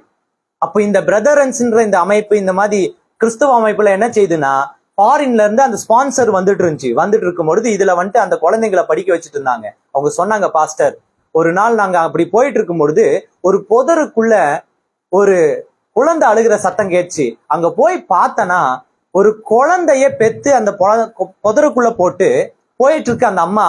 அந்த குழந்தைய எறும்பு, இந்த ரெட் எறும்பு இருக்குல்ல, ரெட் ஆண்ட், செகப்பெரும்பு போய் ஃபுல்லா கடிச்சு வச்சிருக்கு. ஃபுல்லா கடிச்சு வச்சது இல்லாம இந்த கண்ணை பாதி சாப்பிட்டு இருக்குது பாஸ்டர். இந்த கண்ணு இருக்கு இல்லையா, இந்த கண்ணை பாதி சாப்பிட்டுருச்சு. அது எடுத்துட்டு வந்து நாங்க கழுவி சுத்தம் பண்ணி நாங்க இப்ப வளர்த்துட்டு இருக்கோம். இந்த கண்ணு கொஞ்சம் இல்ல, அவனுக்கு அந்த குழந்தைக்கு வளர்ந்துட்டு இருக்கான், கண்ணு இல்ல, ஆனா நாங்க வளர்த்துட்டு இருக்கோம் அப்படின்னு சொல்லி ஸ்பான்சர்ஸால படிக்க வச்சாங்க. ஆனா இன்னைக்கு பாஸ்டர், ஒரு ஸ்பான்சர்ஸ் கூட இந்தியாவுக்குள்ள வர முடியாது, தடை பண்ணிட்டாங்க. ஒரு ஸ்பான்சருடைய, நான் அதுல வந்து ஆடிட்டரா இருந்தேன். ஆடிட்டருக்கு தமிழ் என்னன்னு தெரியல, சரியா? அது என்னன்னு நீங்களே தெரிஞ்சு. ஆடிட்டர்னா தெரியுது தானே, காசு கணக்கு பாக்குறவங்க, ஆடிட்டர். அப்போ ஒரு ஸ்பான்சர்ஸ் உடைய லெட்டர் வந்துச்சு, அதை வாசிக்கிற ஒரு வாய்ப்பு கிடைச்சிச்சு. அது இங்கிலீஷ்ல இருந்துச்சு. நான் படிச்சு அந்த தமிழ்ல டிரான்ஸ்லேட் பண்ண அந்த பையனுக்கு, அந்த குழந்தைக்கு. அப்ப படிக்கும் பொழுது அது நான் 2 வரி படிச்சோடனே என்னுடைய கண்ணிலிருந்து தார தாரையாக கண்ணீர் வந்தது பாஸ்டர்ன்னு சொன்னாங்க. என்னமா படிச்சீங்கன்னா, அந்த ஸ்பான்சர் எழுதியிருந்தாரு, இனி இங்க படிக்கிற இந்த பிள்ளைக்கு உனக்கு அப்படின்னு அவருடைய பையனுடைய பேரை போட்டு, உனக்கு என்னால் பணம் அனுப்ப முடியாது, எனக்கு அதிக வயதாகிவிட்டது, 80 வயதாகிவிட்டதுன்னு எழுதி, இனிமேல் என்னால் அனுப்ப முடியவில்லை, ஏனென்றால் போட்டு. கவனமா கேட்கணும், கேட்டிருக்கீங்களா? 80 வயசாயிருன்னா ஸ்பான்சர்ஸ் 80 வயசாயிருச்சு, அந்த பையனுக்கு கல்வி எழுதி, இனிமேல் உன்னை படிக்க வைக்க முடியாது, மேலும் எனக்கு 80 வயசு, ஏன்னா என்னுடைய ரத்தத்தை 80 வயசுக்கு அப்புறம் யாருமே வாங்க மாட்டேன்றாங்கன்னு எழுதியிருந்தார். என்னன்னு எழுதியிருந்தாரு? என்னுடைய ரத்தத்தை யாரு இப்ப வாங்க மாட்டேன்றாங்க, கொடுக்க முடியல, நான் ரத்தம் கொடுக்கலான்னு போனா வாங்க மாட்டேன்றாங்க, அதனால என்னால உனக்கு பணம் அனுப்ப முடியாதுன்னு எழுதியிருந்தார். கிறிஸ்தவன்னா என்னன்னு தெரியாம இங்க உட்காந்துருக்கியா? கட்டட மாதிரி தெரியுதா? ஒரு கிறிஸ்தவம் என்ற அந்த வைராக்கியத்திற்காக என்னென்ன செஞ்சிருக்காங்கன்றது உனக்கு தெரியுமா?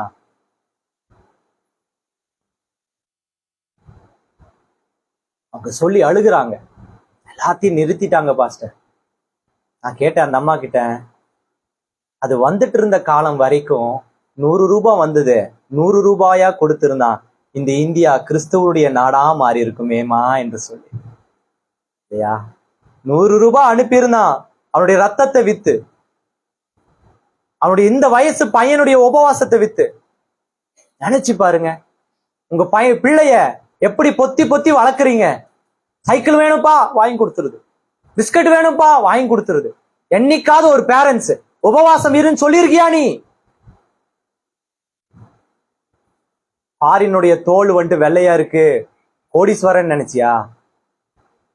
அவனுடைய இளம் பிஞ்சினுடைய அந்த உபவாசத்திலிருந்து அந்த பணத்தை எடுத்தளவோ நீ வேதாகமமாக உன்னுடைய கரத்தில் அலங்காரமாக கொண்டு செல்லுற. சிலர் அந்த வேதாகமத்தை கூட எடுத்து செல்ல வெக்கப்படுறாங்க. சபைக்கு வேதாகமம் கூட எடுத்து செல்றதுல எது உனக்கு உபவாசம்? எதையா உனக்கு உபவாசம்?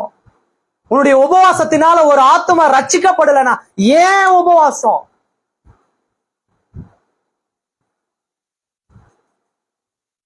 இங்க வந்து பார்க்கும் பொழுது இங்க ஆட்கள் குறைவுனா கேவலம் யாருக்கு? ஊழியருக்கா? நமக்கு. காரணம் என்ன? தெரியல நமக்கு என்னன்னு. கிறிஸ்துன்னா யாருன்னு தெரியல, அறிஞ்சிக்கல. நமக்கு தேவையில்ல என்ன தெரியுமா? நம்மளுடைய வியாதி குணமாகணுங்க, என்னுடைய பிரச்சனை தீரணுங்க, என் கடன் மாறணுங்க, அதுக்காக உபவாசிக்கிறாங்க. கடைசியா வந்துட்டு கேரளால செத்தவனுக்கு கடைசி ஜபமா பண்ணிருவீங்க, பொழைச்சிட்டு போட்டுன்னு. உபவாசம் யாரு கேட்டா? நீ ஜபம் பண்ணலன்னு ஆண்டவர் அழுகிறாரா? இறந்து போனவனை தேவன் அனுமதிக்காமல் இறப்புக்கு ஒப்பு கொடுப்பாரா? முடியாது. தேவனுக்கு மறைவான சிருஷ்டி இந்த உலகத்தில் கிடையாது. நீ வானத்துக்கு ஏறினாலும் நான் அங்கேயும் இருக்கிறேன், நீ பாதாளத்தில் படுக்கையிட்டாலும் நான் அங்கேயும் இருக்கிறேன் என்று சொல்றாரு. அப்ப இறந்து போனவன் அவர் அனுமதிக்காமல் முடியாது. யார் உன் ஜபத்தை கேட்டா? உபவாசிக்கிறியா? சுவிசேஷமா மாத்து. உயிரோடு இருக்கவன் செத்து போயிட்டு இருக்கான். டாஸ்மார்க்ல போய் குடிச்சு சாகுறான். அவனுடைய பொஞ்சாதி தெருவுல அலையுது, விபச்சாரியா போகுது. உன் உபவாச பணமா மாத்து. அந்த பணத்தை உதவியா மாத்து, சுவிசேஷமா மாத்து. இந்தியாவுல சுவிசேஷகன் பணம் இல்லாமல் எத்தனை பேர் உலக வேலைக்கு போனா தெரியுமா? LCH இந்த விஷய அமைப்பு ஏற்படுத்த காரணம் என்ன தெரியுமா? 7 வருஷம் இந்த ஊழியத்துல நான் கண்டதெல்லாம் என்ன தெரியுமா? ஊழியத்துக்குன்னு அர்ப்பணிச்சு பகுதி நேர ஊழியராமாயி முழு நேர உலக ஊழியனா மாறிட்டான். ஏன்னா ஊழியம் செய்ய முடியல.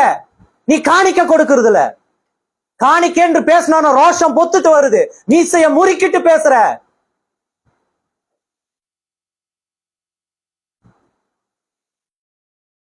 ஒரு சுவிசேஷகனுடைய பகுதியில் அழிந்து போனால் சுவிசேஷம் அழிந்து போனது என்று அர்த்தம். தீர்க்க தரிசனம் இல்லாத இடத்துல ஜனங்கள் சீரழிந்து போவார்கள், சீர்கெட்டு போகும். உன்னுடைய இடத்துல ஒரு சபை இருக்குன்னா அதை விட ஆசீர்வாதம் ஒன்றும் கிடையாது. உன் தாய் உயிரோடு இருப்பதை காட்டிலும் உன் சபை உயிரோடு இருப்பது தான் தேவன் விரும்புகிறார். உன் தகப்பன் உயிரோடு இருப்பதை காட்டிலும் உன்னுடைய ஊழியம் உயிரோடு இருப்பதைத்தான் தேவன் விரும்புகிறார். அது உயிரோடு இருந்தா தான் இந்த பகுதியே ஆசீர்வதிக்கப்படும். உன் வீடு கட்டப்படும். தேவனுடைய வீடு இடிக்கப்படும் பொழுது உன் குடும்பம் இடிக்கப்படும். எழுதி வை, நீ எழுதி வச்சுக்க. நீ தேவனுடைய வீட்டை அற்பமா எண்ணும் பொழுதெல்லாம் உன் வீடு அற்பமாய் ஆயிட்டு போகும். உன் தேவனுடைய வீட்டிற்கு எல்லாம் இருந்தால், நிறைவாய் இருந்தால் உன் வீட்டில நிறைவாய் இருக்கும். தேவனுடைய வீடு என்பது நமக்கு சுவர் அல்ல. தேவனுடைய வீடு என்பது நம்முடையது பெரியது, பெரியது. கட்டிடத்துக்குள்ள உன்னை அடக்காதே. மிஷினரி கூரையை தான் கொடுத்தான் நிழலுக்காக. நம்ம ஊர் ஆளு அதை கட்டடமாக மாற்றி ஒளிந்து கொண்டான் அமைப்பாக. இன்னைக்கு பேசுறான் ஒவ்வொருத்தனும், என்னுடைய சபையை விட்டு வர மாட்டேன். முட்டாள், முட்டாள். நீ சபைன்னு சொல்றது எதை? கட்டடத்தை. நீ சபைன்னு சொல்றது எதை? பிராண்ட. உன்னுடைய சபை எதுவா தெரியுமா இருக்கணும்? இந்தியாவா இருக்கணும். உன் சபை இந்தியாவா இருக்கணும். ஆனா நீ சுருக்கி நீ என்ன பண்ணிட்ட? உன்னுடைய சபையை கட்டிடத்திற்குள்ள மாத்தி வச்சிட்ட. வைராக்கியம் கட்டிடத்தின் மேல. அதனால என்ன பண்றான்? அந்த ஸ்தாபனத்துக்கு மாத்திரம்தான். ஸ்தாபனம் கிறிஸ்துவத்தையே கிறிஸ்து உருவாக்கல. நீ யாரு கிறிஸ்துவத்தை உருவாக்க? கரெக்டா இல்லையா? கிறிஸ்துவத்தை உருவாக்குனாரா? கிறிஸ்துவத்தை கொடுத்தாரா? எழுதற்கா? ஒரு கட்டடத்தை கட்டினாரா? ஏன்? அவர் இந்த உலகத்தை விரும்பினார். இந்த உலகத்தில் உள்ள அனைவரையும் நேசித்தார். ஆனா நீ என்ன பண்ற? உன் சபைக்குள்ள இருப்பவர்களை நேசிக்கிற, உன் சபைக்குள்ள இருப்பவர்களை விரும்புற. வெளியில இருக்கவன் யாரப்போ? வெளியில இருக்கவன் யாரு? ஏசாயா 58 அதிகாரம் எடுங்க. பழைய ஏற்பாட்டில ஐசாயா 58. ஏசாயா 58 அதிகாரம் 4வது வசனம் வாசிங்க. இதோ வழக்குக்கும் வாதுக்கும் துஷ்ட தலத்தின் கையினால் குத்துகிறதற்கும் உபவாசிக்கிறீர்கள். நீங்கள் உங்கள் கூக்குரலை உயரத்தில் உயர்த்தி கேட்க பண்ணும்படியாய் இந்த நாளில உபவாசிக்கிறது போல உபவாசியாதிருங்கள். இந்த நாள் அப்படின்னு சொல்லி இந்த நாளை சொல்லல, இந்த நாள்னு சொல்லி 1000 வருஷத்துக்கு முன்பதாக சொல்லியிருக்கான். அப்ப 1000 வருஷத்துக்கு முன்பதாக ஏசாயா எழுதும் பொழுது எப்படிதான் இருந்திருக்கு? அந்த மக்களும் இதே தாங்க செஞ்சிருக்காங்க. அந்த மக்களும் இதே தான் செஞ்சிருக்காங்க.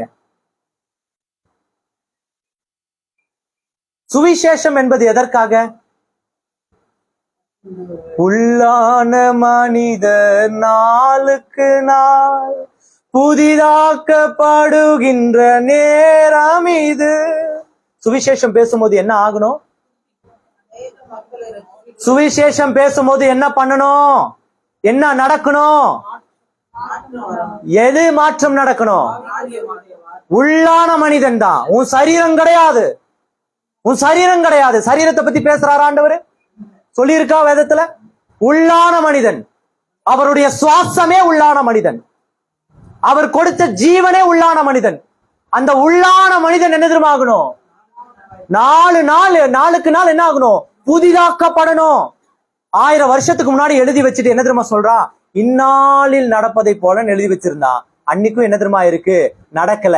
1000 வருஷம் கழிச்சு இன்னைக்கு என்னங்க வருஷம்? இன்னைக்கு என்னங்க வருஷம் தெரியலையா? 2024. எவ்வளவு வருஷம் ஆச்சு? அப்போ குத்துமதி வச்சு சொல்லுங்க. 1024 வருஷம் ஆச்சு இல்லையா? 1024 வருஷத்துக்கு அப்புறம் என்ன தெரியுமா செஞ்சுட்டு இருக்கோம்? என்ன செய்யறோம்? அதே தானே செய்யறோம். எங்க புதிதா இருக்கு? ஆயிருக்கா? எங்க நம்ம கக்கூஸ்க்கு கூட ஹார்பிக்க போட்டு கொஞ்ச நேரம் ஊற வச்சு தேய்ச்சா வெள்ளையா இருக்குங்க. நான் பேசுற சில வார்த்தை சம்மட்டி எடுத்து சங்கிலேயே அடிக்கிற மாதிரி தான் இருக்கும். நான் இங்க வந்து உங்களுக்கு மசாஜ் பண்றதுக்கு நான் ஊழியம் செய்யறது கிடையாது. உங்களுக்கு மசாஜ் பண்ணி உங்களுக்கு ஆசை வார்த்தையை காட்டி உங்களை மோசம் போக்குறதுக்கு நிறைய பேர் இருப்பாங்க. அதுக்கு என்ன அழைக்கல ஆண்டவர். நான் சத்தியத்தை சொல்லுவேன், நீ என்ன பகைக்கணும். அதுக்குதான் அழைச்சிருக்காரு ஆண்டவர். ஹல்லேலூயா. நீ என்ன நேசிக்க கூடாது. இந்த ஊழியத்தை பொறுத்த அளவுக்கு நான் சத்தியத்தை பேசினா ஒருத்தன் கூட என்ன நேசிக்க மாட்டான். நேசிச்சதும் கிடையாது. நீ என்ன துரத்துற அளவுக்கு சத்தியம் இருக்கும். அதுக்கு பேரு தான் சத்தியம். நீ என்ன பகைக்கணும். பகைக்கப்படாத எதுவுமே சத்தியம் இல்லை. ஹார்பிக்க போட்டு கொஞ்ச நேரம் ஒயிட் ஆக்கிருது. கேரண்டி கொடுக்குற டைட் யூஸ் பண்ணு, வெள்ளை வெளையர்னு மாறும். மாறுதா இல்லையா? நான் கேக்குறது என்னன்னா, after all man made thing, மனுஷனால் உருவாக்கப்பட்டதிலும் குறை உள்ளதா என் வேதம். எது சொன்னாலும் ஆண்டவருக்கு முன்னாடி சொல்லிருங்க. ஏன்னா நீங்க இல்லைன்னு சொன்னாலும் ஆமான்னு சொன்னாலும் அந்த பாவம் உங்க தலையில மேலதான் நீங்க சுமந்துட்டு போகணும். என்னுடைய வேலை என்னன்னா உங்களை தெருவுல இழுத்து விட்டுட்டு போறது மட்டும்தான். என் வேலை என்னங்க? என்னது? உங்களை தெருவுல இழுத்து விட்டு போறது தான். தெருவுனா எப்படி இருக்குன்னு தெரியாது இல்லையா? பாருங்க கொஞ்சம் போய். தெருவை பார்த்தது இல்லைல்ல. நான் சொல்ற தெருவு வேற. சுவிசேஷத்தை கேட்டது இல்லைல்ல. சுவிசேஷத்தை கேட்க ஆரம்பிச்சிட்டனா உன் இருதயம் பதட்டம் அடையும், உன் கண்கள் குளமாகிடும், வார்த்தை வெளியிலே வராது. ஆஃப்டர் ஆல் ஒரு மனுஷன் படைத்த ஒரு காரியத்திலும் குறை உள்ளதா இருக்கிறது என் வேதம். அதனால தான் என்னமோ என்ன ஆகலைங்க இன்னைக்கு வரைக்கும் இங்க சொல்லப்பட்டிருக்கு. வழக்குக்கும் வாதுக்கும் துஷ்டத்தனத்திற்கும் நீ பகைக்கிறதற்கும் காசுக்கும் பணத்துக்கும் கடனுக்கும் நோய்க்கும் என்ன பண்ணிட்டு இருக்கேன்?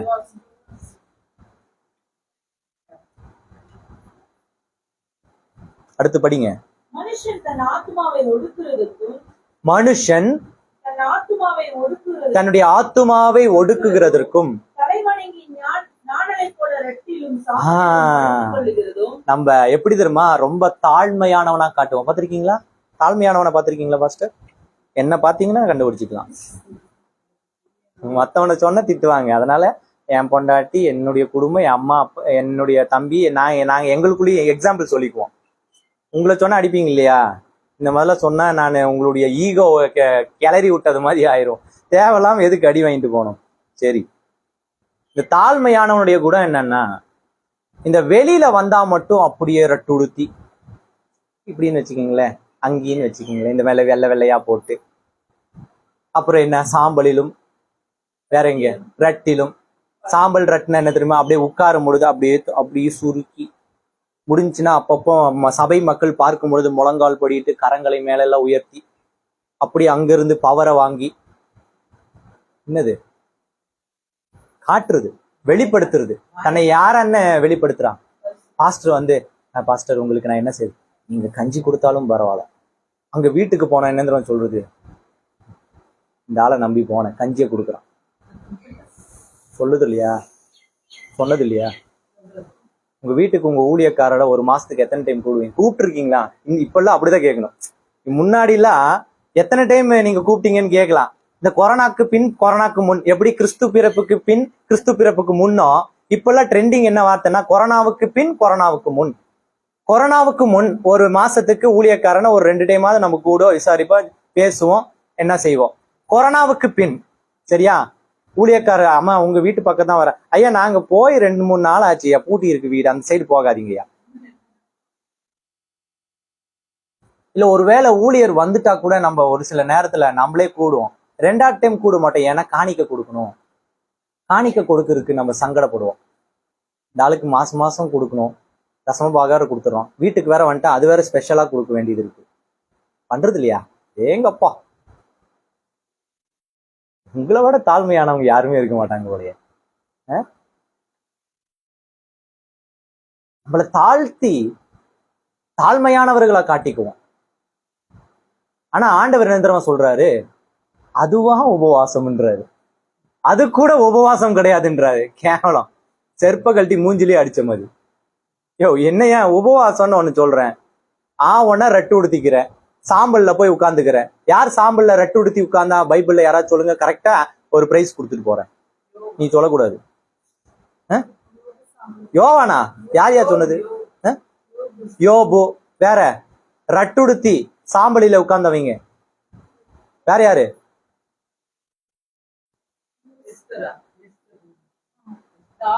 நான் பேசின பேச்ச சுயநினைவை இறந்துட்டாங்களா என்ன? ஒரு மாதிரி இருக்காங்க எல்லாருமே. மொர்தேக்காயா? நான் சொல்ல வேணாம்னு சொல்லிட்டே தானே இருந்தேன். நீ போமா வெளியே கொஞ்ச நேரத்துக்கு, இவங்க பேசிட்டோம். தாவீது. வேற? சரி போதும், வேண்டாம். வேற வேறன்னா அதுக்கப்புறம் அரவர் அதுலயே போயிடும். ரட்டுடுத்தி. இப்போ அதே ஓல்ட் டெஸ்டிமெண்ட்ல தேவனேத்த சொல்றாரு, என்ன தெரியுமா சொல்றாரு? நீ ரட்டுடுத்தி சாம்பலில ஏன் உட்கார, அது உபவாசம் ஆகாதுன்ற. அதுவுமே உபவாசம் ஆகாது. தொடர்ந்து படிங்க. அத எனக்கு பிரியமான உபவாச நாளா இருக்குமோ, இதையா உபவாசம் என்று கர்த்தருக்கு பிரியமான நாள் என்று சொல்லுவாய். எவ்வளவு கிண்டலா கேக்குறாரு பாருங்க. போய் இதையா சொல். நம்மள திட்டா கூட நம்ம சட்டுன்னு கொஞ்சம் இன்சல்ட் ஆகும். இது சிரிச்ச மாதிரி திட்டுவாங்க பாத்தீங்களா, அந்த மாதிரி ஒரு இன்சல்ட் உலகத்துல இருக்காது. சிரிச்சுட்டே இருப்பாங்க, ஆனா ஊசி என்ன வாழைப்பழத்துல ஊசி ஏத்தின மாதிரி சிரிச்ச மாதிரியே திட்டிட்டு போயிடுவாங்க. சரியா? அது ரொம்ப கேவலமா இருக்கும். அந்த மாதிரி தான் இந்த வசனமும். போயா சும்மா ரட்டு உடுத்தி சாம்பல்ல அழுதுட்டு இருந்தா அதுக்கு பேர் உபவாசம். அப்படி இருக்கு. அந்த மாடுலேஷன் ஒரு மாதிரி இன்சல்ட் ஆன மாதிரி இருக்கு இல்லையா, அசிங்கப்படுத்தின மாதிரி இருக்கு இல்லையா. ஏன்னா அந்த நாட்களிலும் ஜனங்கள் அதைத்தான் செய்தார்கள். ஒன்னா தாவீது பண்ணிட்டான், நம்மளும் போய் பண்ணுவோம். போகிறது விபச்சாரம் பண்றது, ரட்டு உடுத்திட்டு வந்து சாம்பல பண்ணிட்டு ஐயா விபச்சாரம் பண்ணிட்டு ஐயா, வேசிந்தனம் பண்ணிட்டு வந்து தாவீது மாதிரி ரட்டு உடுத்தி உட்காந்து ஐயோ நான் கெடுத்துட்ட ஐயா, கொலை பண்ணிட்ட ஐயா. நான் சொல்றது புரியுதா? நம்ம ஊழியர் சபையில என்ன செய்யறாரோ அதை ஃபாலோ பண்றவங்க தானே நாம, மெய்ப்பனை பின்தொடர்றவங்க தானே நாம. அப்போ அங்க தாவீது அதை தான் பண்ணான். என்ன பண்ணா? விபச்சாரம் பண்ணனா இல்லையா? என்னங்க தாவீதுன்னா ஆட்ட மாட்டேன்றீங்க, விபச்சாரம் பண்ண? விபச்சாரம் பச்சைபாள் விபச்சாரம் மாத்திரம் தான் பண்ணானா? அது மாத்திரம் பண்ணல, அநியாயத்துக்கு ஒரு நல்லவன் சொல்ல வேண்டாம்னு வைங்க. ஆண்டவர் தவிர ஒருவரும் நல்லவர் இல்லை. சரி அவனை சொல்ல வேண்டாம். ஊரியா அந்த ஆளு ஒரு குணசாலியான மனுஷன். அந்த ஆளை போய் வாலண்டியரா பலி கொடுத்துட்டான் இல்லையா. நம்ம ஊருக்குள்ள வந்துட்டு ஆடை பலி கொடுக்குறோம் இல்லையா, மஞ்சள் தண்ணி ஊத்துவோம், தலையை மட்டும் ஆட்டு கழுத உன்னை கொண்டே விடுறேன்னு தலையை ஆட்டினோன்னு அறுத்துடுறோம். அதே மாதிரி அவனும் போய் என்ன செஞ்சான்? ஐயோ நீ போய் உன் பொண்டாட்டியோட எரியாயா, என் ராஜாவோட தான் நான் இருப்பேன். அந்த நன்றி விசுவாசத்துக்கு கிடைச்ச காணிக்கை என்ன தெரியுமா? மரணம். அதை விட ஒரு நம்பிக்கை துரோகம் இருக்காதாவது இருக்குமா? அவ்வளோ பெரிய விபச்சாரத்தையும் பண்ணிட்டான், நம்பிக்கை துரோகியும் பண்ணிட்டு 7 நாள் போய் அங்க போய் தேவாலயத்துல போய் ரட்டு உடுத்தி சாம்பல்ல உட்காந்துட்டு, ரட்டு உடுத்தினா எல்லாத்தையும் கலைந்து போட்டு அங்க உட்கார்ந்துட்டு இருக்கான். நல்லா மேல அந்த சாம்பல் அள்ளி போட்டுட்டு உட்கார்ந்து இருக்கான். இப்போ இந்த ஜனங்கள் இதை கேள்விப்பட்டார்களா இல்லையா? ஏன்னா அங்க இருந்த காவலாளிகளுக்கு எல்லாம் தெரியும் இல்லையா. அது அப்படியே நியூஸ் பரவிடுச்சு. நியூஸ் பரவணும்ன இவனுக்கு மன்னிப்பு கிடைச்சா இல்லையா? தாவீதுக்கு மன்னிப்பு கிடைச்சா இல்லையா? கிடைச்சிருச்சு. எத்தனாவது நாள் கிடைச்சு?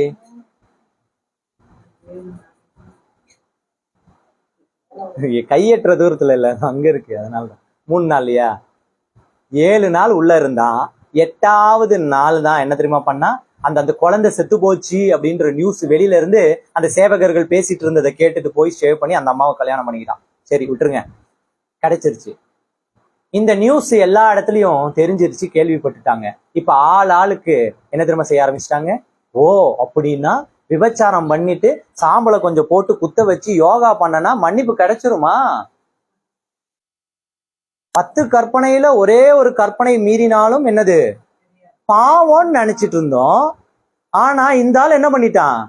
கொஞ்சோண்டு சாம்பலை போட்டு ரட்டுடுத்தி போய் விபச்சாரம் பண்ணிட்டு வந்து இங்க உட்கார்ந்து அழுத நியாயம் கிடைச்சிருமா, பாவ மன்னிப்பு கிடைச்சிருமான்னு ஆளுக்கு பண்ண ஆரம்பிச்சிட்டான்.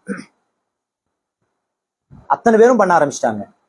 இப்போ தீர்க்க தரிசி ஏசாயாவுக்கு தேவ ஆவியானவர் வெளிப்படுத்துற என்னன்னு, அங்க இதுவா நீ செய்யற உபவாசம், அசிங்க பிடிச்சவனே, எதையா நீ உபவாசம் சொல்ற? நான் சொல்லட்டுமா எது உபவாசம் என்று சொல்லின்னு ஆவியானவரே இப்ப சொல்றாரு. யாருக்கு சொல்லியிருக்காரு? தீர்க்க தரிசிக்கு சொல்லியிருக்காரு. ஐஷாயா இஸ் a prophet. தீர்க்க தரிசிக்கு சொல்லியிருக்காரு. படிங்க பாப்போம். என்னங்க என்னோட சேர்ந்து அக்கிரம கட்டுக்களை அவிழ்க்கிறதும் எவ்வளோ? 1. நுகத்தடி பிணியல்களை நெகிழ்கிறதும் 2. நெருக்கப்பட்டிருக்கிறவர்களை விடுதலையாக்குறது எவ்வளோ? 3. சகல நுகத்தடிகளையும் உடைக்கிறது எத்தனை? 4. பசி உள்ளவனுக்கு உன் ஆகாரத்தை பகிர்ந்து கொடுக்கிறது 5. துரத்துண்ட சிறுமையானவரை உன்னுடைய வீட்டிலே சேர்க்கிறது 6. வஸ்திரம் இல்லாதவனை நீ கண்டால் வஸ்திரம் கொடுப்பது 7.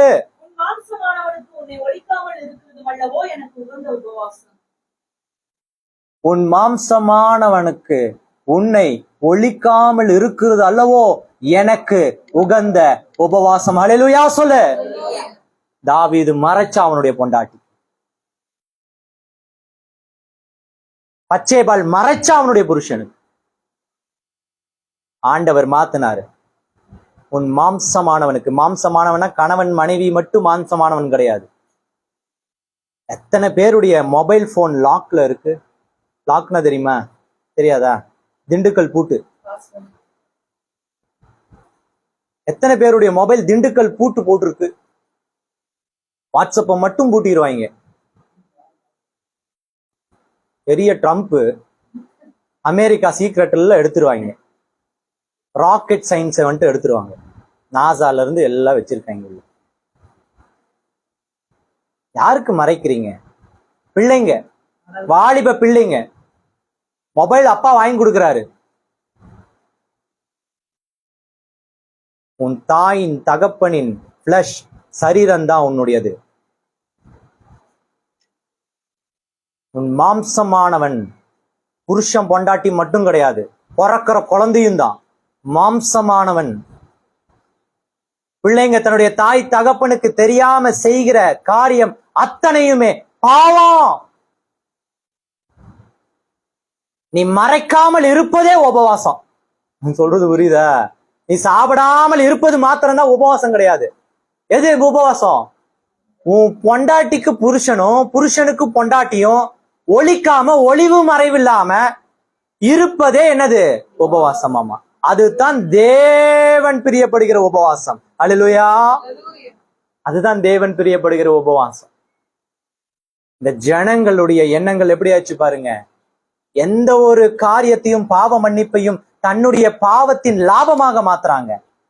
தாவீது ரட்டுடுத்தி இருந்து ஒரு பாவத்திற்காக இருந்தான். மனுஷன் நினைந்திரமா பண்ணிட்டான், தன்னுடைய பல பாவத்திற்கு பாவ மன்னிப்பா மாத்திட்டான். அந்த ரூல்ஸே கிடையாது, பிரேக் பண்றாரு ஆண்டவர் ரூல்ஸ். தீர்க்க தரிசி எதுக்கு தேவைப்படுறான்னு பாத்தீங்களா? இப்போ தீர்க்க தரிசனம் இல்லாத இடத்துல ஜனங்கள் சீர்கெட்டு போர்வார்கள் என்ற வார்த்தைக்கு அர்த்தம் புரியுதா? நம்ம ஊரு யூடியூப்ல எல்லாம் தீர்க்க தரிசனம் சொன்னவங்க எல்லாம் நீங்க என்ன சொல்றீங்க? என்னங்க சொன்னீங்க? சொல்றீங்களா இல்லையா? தீர்க்க தரிசனம் மட்டும் இல்லைன்னா நீ தெருவுல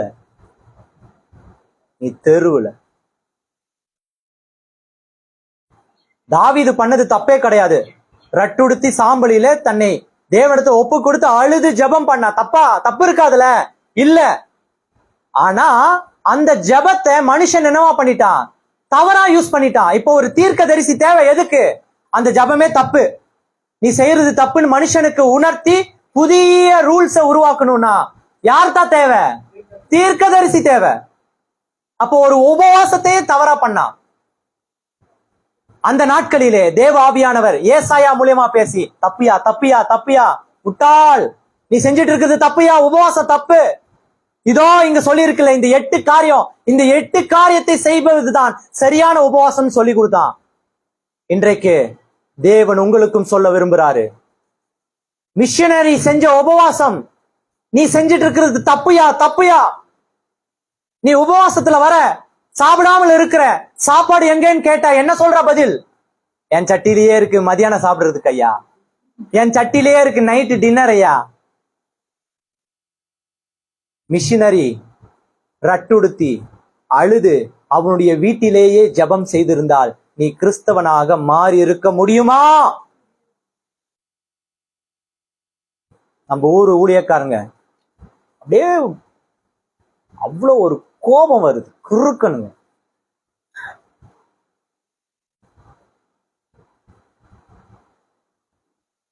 அவனை ஒடுக்கட்டும், பொண்டாட்டி பிள்ளைங்க எல்லாம் சேர்ந்து வார கணக்கில் அலட்டும். இந்தியாவுல எழுப்புதல் வந்திருக்குமா? அவன் ஒருவேளை உணவை பணமாய் மாற்றி இங்க இந்தியாவுக்கு அனுப்பதனால்தான் நீ இப்போ கிறிஸ்தவன் என்று அப்படியே காலரை தூக்கி வச்சுக்கிட்டு வந்துக்கிற, ஒரு பைபிளை சுமந்து வந்துக்கிற. சீகன் வாழ்கால கஷ்டப்பட்டு அச்சு இயந்திரத்தை கொண்டு வந்து அச்சிடதான் முடிஞ்சிச்சு. இந்த வேதாகமத்தை இந்தியா முழுவதும் பரப்பினது ஒரு மிஷினரியோட உபவாசம். இன்னைக்கு உன் கையில இருக்குன்னா ஒரு மிஷினரியோட உபவாசம். அது இல்லாம மல்டிப்ளை ஆகாது, அது இல்லாம மல்டிப்ளை ஆகாது. உன் ஊழியக்கார இல்லாம அந்த ஃபேமிலி வந்திருக்காது. நீ ஒருத்தி தான் உட்கார்ந்துட்டு இருக்கணும் இங்க மணி ஆட்டிட்டு. இந்த சபைக்குள்ள ஒரு 10 பேர் இருக்கோம்னா ஒரு ஊழியக்காரன் தேவைப்படுறான், அவனுடைய வாழ்க்கை தேவைப்படுது, அவனுடைய குடும்ப தியாகம் தேவைப்படுது, அவன் சாப்பாடு சாப்பிடாத நாட்கள் தேவைப்படுது, அவனுடைய நேரம், வாழ்க்கையில பிரதானமான நேரம் தேவைப்படுது. நீ வெளி உலகத்துல என்ஜாய் பண்ற அத்தனை விஷயத்தையும் இவன் தியாகம் பண்ணாதான் 2 பேர் வந்து சபையில உட்கார முடியும். உபவாசம், உபவாசம். உன்னுடைய உபவாசம் எவ்வளவா இருக்கு தேவனிடத்துல? சொல்லு. எது உபவாசம் என்று சொல்லு, எது உபவாசம் என்று சொல்லு. நான் இங்க வந்தோடனே மறுபடியுமா எனக்குள்ள ஒரு அழுகையும் கண்ணீரும் தான் வந்தது. இடத்தை பார்த்து அல்ல, சபைக்கு யாருமே வரவில்லை என்பதனால அங்கிருந்து அடிச்சு புடிச்சு ஓடி வரேன்.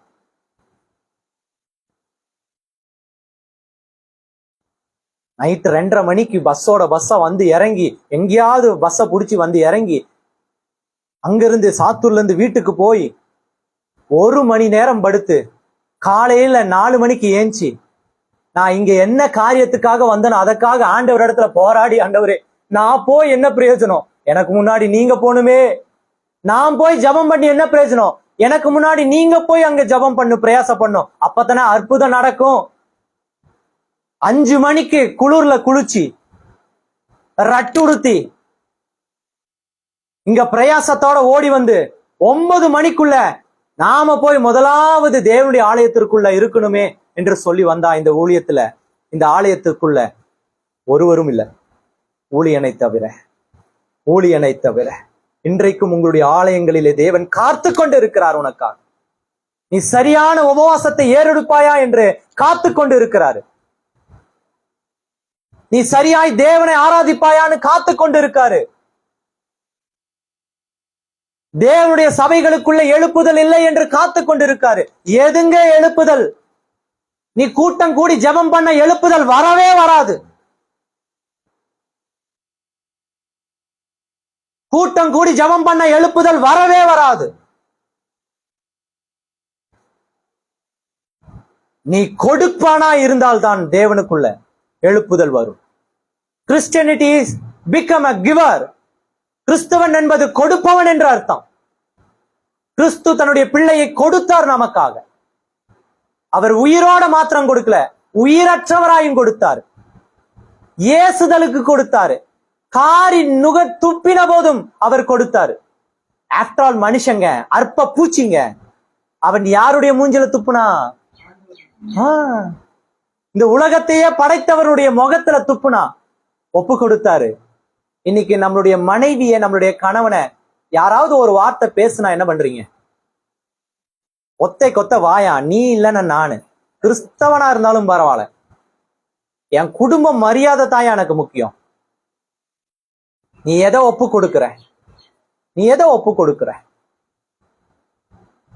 அவர் தன்னுடைய முகத்தை காரி துப்பின போது கொடுத்ததினால்தான் இன்னைக்கு நீ கிறிஸ்தவனா இருந்திருக்க, நீ கிறிஸ்தவனா மாற்றப்பட்டிருக்க. அவர் உனக்கு எக்ஸாம்பிளா மாறி இருக்காரு. Is a role model for you. இன்னைக்கு உன் முகத்துல துப்பும் பொழுது நீ திரும்ப துப்புறதுனால தான் நீ என்ன திரும்ப மாறிட்ட? கிறிஸ்துவை ரோல் மாடலா கொடுத்தவரை நீ என்ன திரும்ப மாறிட்ட? அவமதிச்சிட்ட. அவர் இப்ப ரோல் மாடல் இல்ல. கிறிஸ்தவனால என்ன சொல்றாங்க ஊருக்குள்ள? புள்ள பிடிக்கிறவன் சொல்லியா? நம்ம ஊருக்குள்ள தெருவு நாய் பிடிக்கிறதுக்கு ஒரு வண்டி வர்ற மாதிரி வெள்ளை சட்டை, வெள்ளை பேண்ட், வெள்ளை சாரி கட்டிட்டு யாரு ஊருக்குள்ள போனாலும் வந்துட்டான் புள்ள பிடிக்கிறவங்க சொல்றது இல்லையா? மனசாட்சிக்கு சொல்லுங்க. நம்ம சிஎஸ்ஐயா இருந்து கலர் சட்டை போட்டு போனா மட்டும் சொல்லாம இருந்துருவாங்களா? நீ யாரா இருந்தாலும் அப்படிதான். கிறிஸ்தவன் ஒரு ஊருக்குள்ள போயிட்டு மைக்க பிடிச்சி ஒரு சின்ன அந்த ஸ்ட்ரேஞ்சர் ஸ்பீக்கரை தூக்கிட்டு போயிட்டு அங்க தெருவுல நின்று பிரசங்கம் பண்ணிட்டு இருந்தா என்ன சொல்றாங்க? நான் ஒரே ஒரு கேள்விதான் கேட்க விரும்புறேன். ஜஸ்ட் ஒரு கேள்வி. உன் மனசாட்சியை ஒரு கேள்வி கேட்க விரும்புறேன். இந்த ஏரியால ஆண்டவரை தெரியாதவங்க அத்தனை பேரு. அந்த ஏரியாக்குள்ள போன விபச்சாரி இருப்பான், வேசி இருப்பான், கொலைகாரன் இருப்பான், சரியா, பொய் சொல்றவன் இருப்பான், திருட்டு பையன் இருப்பான், கொள்ளைக்காரன் இருப்பான், நோயால அவதிப்படுறவன் இருப்பான், இத்தனை பேர் இருப்பான். இப்போ நீ ஸ்ட்ரேஞ்சர் எடுத்துட்டு போய் மைக்கு பிடிச்சி நின்று இப்போ ஒரு 4-5 வசனத்தை சொல்லி பாட்டு பாடி ஆராதனை பண்ணி தெருவில் நின்று இருந்தனா அவன் மனம் மாறி விடுவானா? இல்லை, நீ இறங்கி போய் அவனுடைய பிரச்சனைக்கு ஒரு ஒரு ஒரு அர்த்தத்தை, அதாவது ஒரு விடையை சொன்னா, அவன் ஒரு வழியை ஏற்படுத்தி கொடுத்தா அவன் தேவனை ஏற்றுக்கொள்வானா? எனக்கு பதில் சொல்லுங்க. இங்க பாருங்க பாஸ்டர், நான் மறுபடியும் சொல்றேன். இந்த ஐயா வந்தாரு, இங்க இருக்கவங்களெல்லாம் வந்துட்டு வேறு மறுரூபமா வணைஞ்சிட்டு போயிட்டாருன்னா சொல்லக்கூடாது. ஆவியானவர் எங்கேயோ அங்க என்ன இருக்கணும்? சரியா? இப்ப உங்க வாயாலேயே சொல்லுங்க. அப்போ அவங்களுக்கு தேவை. எனக்கு அம்மாவுக்கு வந்துட்டு பிரச்சனை, ஒரு சரீரத்துல ஒரு பிரச்சனை. கிறிஸ்துவ அறிஞ்சவங்க, நீங்க அறியாதவங்க ஒருத்தர் அதே மாதிரி இருப்பாங்களா? இல்லையா? இருப்பாங்க. அவங்களுக்கு தேவையானது எது?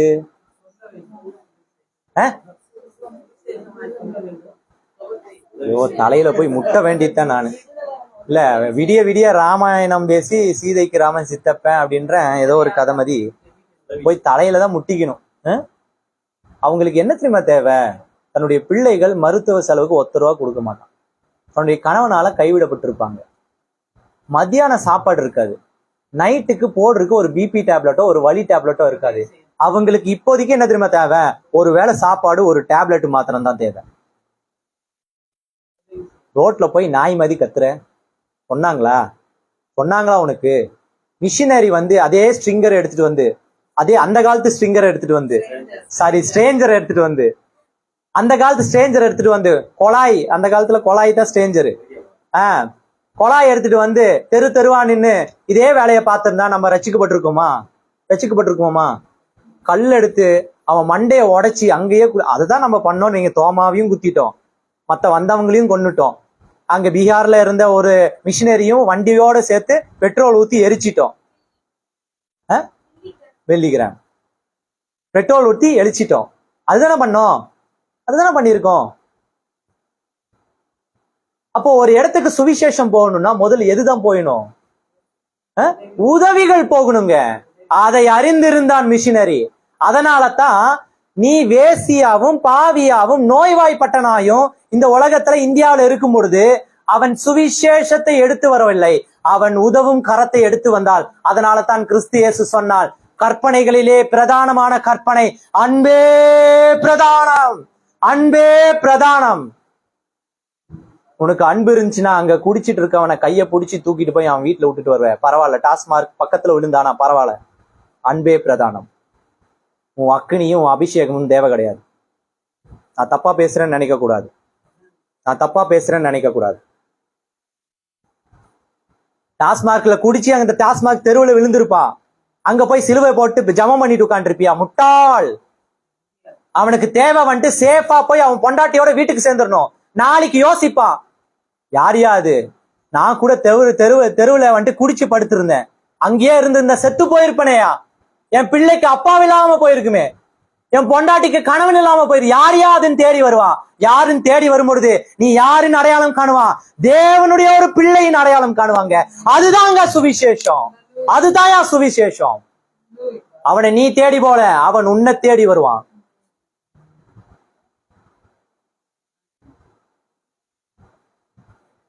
காரமடையில டைம் என்னாச்சு?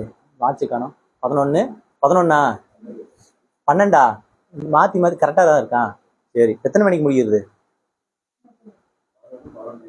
சரி, ஒரு 2 மணிக்கு முடிச்சிருவோம். பார்த்தீங்களா மூஞ்சிகளை பாருங்க. ஐயோ, பாதி சிக்கனை வீட்டுல இருக்கவங்க தின்றுவாங்க. எனக்கு போனா வெறும் எலும்புதான் வச்சிருப்பேன், லாலிபாப்பு கிடைக்காது எனக்கு. சரி, காரமடையில ஒரு இந்த கதையை சொல்லி ஒரு வசனத்தை சொல்லி முடிச்சாலும். காரமடையில ஒரு சபைக்கு நான் மாதம் சுவிசேஷம் சொல்ல போய்கொண்டிருக்கும்போது ஒரு நாள் அதே மாதிரி சுவிசேஷம் சொல்ல போகும்பொழுது அந்த சுவிசேஷகருடைய அந்த பாஸ்டருடைய அந்த வீட்டில ஒரு இந்த தகரம் டெஸ்க் மாதிரி இருக்கு. அந்த டெஸ்க்ல நிறைய பைபிள் அடுக்கி வச்சிருந்தாரு. நான் அங்க போகும்பொழுது நான் நினைச்சேன், பரவாயில்ல, இந்த பாஸ்டர் வந்து எங்க இருந்தோ ஸ்பான்சர். பைபிளை பார்த்தோன்னே நமக்கு முதல் ஞாபகம் யாரும் என்னதை வரும்? ஓஸ்ல தான் கிடைச்சிருக்கு. நம்ம ஓசி தானே, ஓஸ்ல தான் கிடைச்சிருக்கும் அப்படின்னு சொல்லிட்டு யாரு ஓசியில கொடுத்துருப்பாரோன்னு நான் என்ன நினைச்சேன், நானும் அதே அல்ப புத்தி தானே, நான் இந்த உலகத்து இந்தியாவில பிறந்து வந்தேன், எனக்கு இந்த ஆள்கிட்ட இருந்து ஓசியில ஒரு 5 பைபிள் கிடைக்குமா அப்படின்னு சொல்லிட்டு நான் அந்த ஊழியர்கிட்ட கேட்டேன். ஐயா, எங்க இருந்து? எனக்கும் ஒரு 5 பைபிள் வேணும். ஊழியம் செய்யும் போது அங்கங்க போன ஒரு 4 பேர் தெரிஞ்சவங்களுக்கு கொடுக்குறக்கு. அப்ப அந்த ஊழியர் சொன்னாரு, ஐயா எடுத்துக்குங்க, எவ்வளவு வேணும் எடுத்துக்குங்க. நான் இவருடைய பெருந்தன்மையை பார்த்து எவ்வளவு வேணுமா, நான் அள்ளிடுவேனே அப்படின்னு சொல்லிட்டு யோசனை பண்ணிட்டு இருக்கும்போது, எப்படி எங்க இருந்து வாங்கினீங்க அந்த டீட்டெயில் கேட்டுக்கலாம்னா, இந்த குப்பை தொட்டியில இருந்துச்சு, எல்லாத்தையும் பொறுக்கிட்டு வந்து வச்சிருக்காங்க ஐயா அப்படின்னாங்க. அங்க ஒரு குப்பை தொட்டி இருக்கு, அந்த குப்பை தொட்டியில இருந்து பொறுக்கிட்டு வந்து வச்சிருக்காங்க. என்ன சொல்றீங்கன்னா, ஆமா பாஸ்டர், அங்க ஒரு டேஷ் சபை இல்ல பீப் சபை அப்படின்னா அந்த சபை பேரை சொல்லக்கூடாதுன்றதுக்காக தான் டேஷ்ன்னு சொல்றேன். அங்க எங்க வேணா ஃபில் பண்ணிக்கங்க நீங்க. அங்க அந்த சபை ஊழியக்காரன் என்ன செஞ்சிருக்கான்னா, எங்க இருந்தோ பைபிள் வந்திருக்கு. பைபிள் வந்தாலும் அங்க இருக்கிற இந்த சபையின் ஆடுகளுக்கிட்ட என்ன பண்ணிருக்கான், ஒவ்வொருத்தருக்கிட்டையும் ஒரு 5 பைபிளை கொடுத்து, நீங்க தெருவுல போகும்போது சுவிசேஷன் சொல்லி எல்லாத்துக்கும் வந்துட்டு இயேசுவின் நாமத்தினாலே பைபிள் கொடுங்கள்னு சொல்லியிருக்காரு. சரியா? அப்போ மெய்ப்பனை தானே பின்பற்றும் ஆடுகள், பேச்சு கேட்பாங்க தானே. அதனால இந்த ஆடுகள் என்ன பண்ணிருக்கு, மேன் கத்திட்டு போய் தெரு ஓரத்துல இருந்தவங்களுக்கு எல்லாம் என்ன பண்ணிருக்கு, இந்த பைபிளை போய் இந்தாம அப்படின்ட்டு ஒவ்வொன்றுக்கும் ஒன்னொன்னு கொடுத்துருச்சு. அவங்க அதை வாங்கிட்டாங்க. அதை வாங்கி பார்த்தாங்க. அவங்க கையில வைக்கிற அளவுக்கு இதுக்கு தகுதி இல்லைன்னு நினைச்சனால, எனக்கு கொஞ்சம் வலிச்சா தானே புரியும். அதனாலதான் அப்படி இந்த வார்த்தை எல்லாம் பயன்படுத்த வேண்டியதா இருக்கு. இதெல்லாம் ஒரு கீழ்த்தரமான வார்த்தை தானே, இதெல்லாம் பயன்படுத்தணும். அவங்க கையில வைக்கிற அளவுக்கு இதுக்கு தகுதி இல்லை அப்படின்றதுனால என்ன பண்ணிட்டாங்க, அதெல்லாம் எடுத்துட்டு வந்து அங்க இருந்த ஒரு குப்பை தொட்டியில போட்டுட்டு போயிட்டாங்க. கிட்டத்தட்ட 50 பைபிள் கொடுத்துருக்காங்க. 50 பைபிள் 30 பைபிள் எங்க இருக்கு, இப்போ குப்பை தொட்டிக்குள்ள இருக்கு. அங்க போன ஏதோ ஒரு விசுவாசி பார்த்து பதறி போய் எல்லாத்தையும் சாக்கு மூட்டையில போட்டு பக்கத்துல இருக்கிற நம்ம ஊழியருடைய சபையில வந்து கொட்டியிருக்காங்க. இப்ப அவர் சொன்னாரு, பாருங்கய்யா, பைபிளை இப்படி போய் கொடுத்துருக்காங்க. நமக்கு தெரிஞ்ச சுவிசேஷங்க, நமக்கு தெரிஞ்ச சுவிசேஷம், அதை நம்ம என்ன தெரியுமா செய்யறோம், அதை நியாயப்படுத்துறோமா இல்லையா? பைபிள் தானே கொடுக்குறோம். பைபிள் ஒரு வீட்டுக்குள்ள போனா அந்த வீட்டுக்குள்ள ரட்சிப்பு வரும், கிழிக்கும். 50 வருஷமா பைபிள் இருக்கு என் வீட்டுக்குள்ள. நான் முதலே சொன்ன மாதிரி நான் எங்க வீட்டையே வந்துட்டு காரி துப்பிக்குவேன், அதனால உங்களை பேச மாட்டேன். 50 வருஷமா பைபிள் இருக்கு எங்க வீட்டுக்குள்ள. எங்க அம்மா இன்னைக்குமே சிஎஸ்ஐல கல்லறைக்காக தான் போயிட்டு இருக்காங்க. சர்ச்சில் கல்ற இல்லையா? சிரிக்கிறாங்க. செத்த எங்க புதைப்பாங்களோ, எரிச்சிருவாங்களோ, ஆண்டவர் ஏத்துக்க மாட்டாரியா? 50 வருஷமா என் வீட்டுக்குள்ள பைபிள், 3 தலைமுறை CSI, 2 பிஷப் என்னுடைய குடும்பத்துல இருந்து. எங்க அப்பாவோட 2 தம்பிங்க பிஷப், அங்க அப்பாவோட மத்த தம்பிங்க அத்தனை பேரும் ஊழியக்காரங்க CSIல. நான் மட்டும் இங்க வந்திருக்கேன். என்ன பார்த்துட்டு அவங்களுக்கு எப்படி இருக்குன்னா புறஜாதி மாதிரி அவங்களுக்கு, அவங்களுடைய கண் பார்வை, அவங்கள CSI சர்ச்சில் பிஷப் பாஸ்டருங்க. என்ன பார்த்தா அவங்களுக்கு கண்ணுக்கு எப்படி தெரியுமா, புறஜாதி போறாம்பர், புறஜாதி. நான் இந்த ட்ரெஸ் போட்டு நான் ஊழியம் செஞ்சா அவங்க என்ன பார்த்து என்ன சொல்ல, புறஜாதி போகிறான். அவங்களுடைய கண்ணுக்கு நான் புறஜாதி. 50 வருஷம் ஆச்சு, ரட்சிப்பு வரல. நீ பைபிளை கொடுத்துட்டு வந்தோன்னா ரட்சிப்பு வந்துருமா? எப்படிங்க ரட்சிப்பு வரும்? எப்படிங்க ரட்சிப்பு வரும்? என்னங்க மூட நம்பிக்கை இது? என்னங்க மூட நம்பிக்கை? பால் என்பவனுக்கு குறைந்தது 16 மொழிகள் தெரியுமாமா. அப்போஸ்தலர்கள் படிப்பறிவு இல்லாத முட்டாள்கள். அந்த முட்டா குட்ட குண்ட சட்டியிலே குதிரை ஓட்டி யூதர்களுக்கு மாத்திரமே கிறிஸ்து, விருத்த சேதனம் பண்ணப்பட்டவனுக்கு கிறிஸ்துன்னு சுத்திட்டு இருந்தானுங்க. பால் என்பவன் இல்லை என்றால் இன்றைக்கு உனக்கும் எனக்கும் கிறிஸ்து இல்லை. புறஜாதிக்கும் கிறிஸ்து என்று ஏற்படுத்தினான் பால், புறஜாதிக்கும் கிறிஸ்து என்று சொன்னான் பால். எதனால? லிட்ரேச்சர், லிட்ரேச்சர், ஞானம், பாஷை, அறிவு, கற்றுக்கொள்ளுகிற மனப்பான்மை. சீகன் பால் தமிழ்ல உனக்கு எப்படி கிடைச்சிச்சு? வேதாகமோ எப்படிங்க கிடைச்சிச்சு? அவன் தமிழ் அம்மாவுக்கு அப்பாவுக்கு பண்டிட்டுக்கு பிறந்தவனா? ஜெர்மனியில பிறந்த ஒரு ஆங்கிலேயன் அவன், ஜெர்மன்காரன், ஜெர்மனி பாஷை கற்று தேர்ந்தவன். அவனுக்கு எப்படிங்க தமிழ் தெரியும்? ஆனா தமிழ்ல மொழிபெயர்க்கல உனக்காக. நீ என்ன செஞ்சிட்டு இருக்க? என்னங்க செஞ்ச? நீ என்ன செஞ்ச? அவன் தார வார்த்ததை நீ தெருவுல வார்த்துட்டு இருக்க. அவன் உனக்கு தார வார்த்தா, நீ என்ன பண்ற? தெருவுல வார்த்துட்டு இருக்க. உன்னுடைய பிள்ளையினுடைய ரத்தம்னா நீ பண்ணுவியா? உன் பிள்ளை உபவாசம் இருந்து சிந்தின ரத்தம்னு உனக்குள்ள தோணுச்சுன்னா அந்த வேதாகமத்தை கொண்டு போய் இப்படி வைப்பியா? இப்படி கொடுப்பியா? எதுக்கு வேதாகம் இலவசமா கொடுக்குற? எதுக்காக வேதாகம் இலவசம்? யார் கேட்டா? ஏன் 100 ரூபாய் கொடுத்து வேதாகமத்தை வாங்க முடிய வக்கு இல்லையா உங்களுக்கு? 100 ரூபாய் கொடுத்து வாங்க வக்கு இல்லையா? அந்த சபையில போய் எப்படியாவது ஊழியக்காரன சோப்பு போட்டு ஒரு 2 பைபிளை வாங்கிட்டு வீட்டுக்கு வந்துட்டானா நமக்கு பைபிள் வாங்கினது சந்தோஷம் இல்ல, இலவசமா வாங்கினது சந்தோஷம். எல்லாமே இலவசமா வாங்குறது தான் நமக்கு சந்தோஷம். அதனாலதான் தேவன் என்ன தெரியுமா சொன்னாரு? ரட்சிப்பு இலவசம், ரட்சிப்பு இலவசம். ஆனால் நீ ரட்சிக்கப்பட வேண்டும் என்றால் நீ என்னத்த கொடுக்கணும்? கிரயம் கொடுக்கணும், கிரயம் கொடுக்கணும். நம்ம ஊருக்குள்ள சொல்றான் ரட்சிப்பு இலவசம் தான், ஆனா இது ப்ராடக்ட் இலவசம் கிடையாது. சொன்னானா ரட்சிப்பு தாயா இலவசம், உனக்கு ப்ராடக்ட் இலவசம் கிடையாதுன்னு. ரட்சிப்பு இலவசம், ஆனா அந்த ரட்சிப்பை நீ பெற்றுக்கொள்ள நீ கிரயம் கொடுத்தாலே ஒழிய அந்த ரட்சிப்பு உனக்கு கிடையாது. பணம் கொடுத்து வாங்குற ஒரு பொருளுக்கு, இலவசமா வாங்குற பொருளுக்கு உங்களுடைய மதிப்பு என்ன? சொல்லுங்க, சொல்லுங்க. பணம் கொடுத்து வாங்குறத நம்ம பொத்தி பொத்தி பார்ப்போம், பெத்தத நம்ம பொத்தி பொத்தி பார்ப்போம், வளர்க்கறத பொத்தி பார்ப்பீங்களா? நான் சொல்றது புரியுதா? என் பாச புரியுதா? அங்க 10 மாசம் 8 மாசம் சுமந்து பெத்தத நம்ம விழுந்து விழுந்து பார்ப்போம்.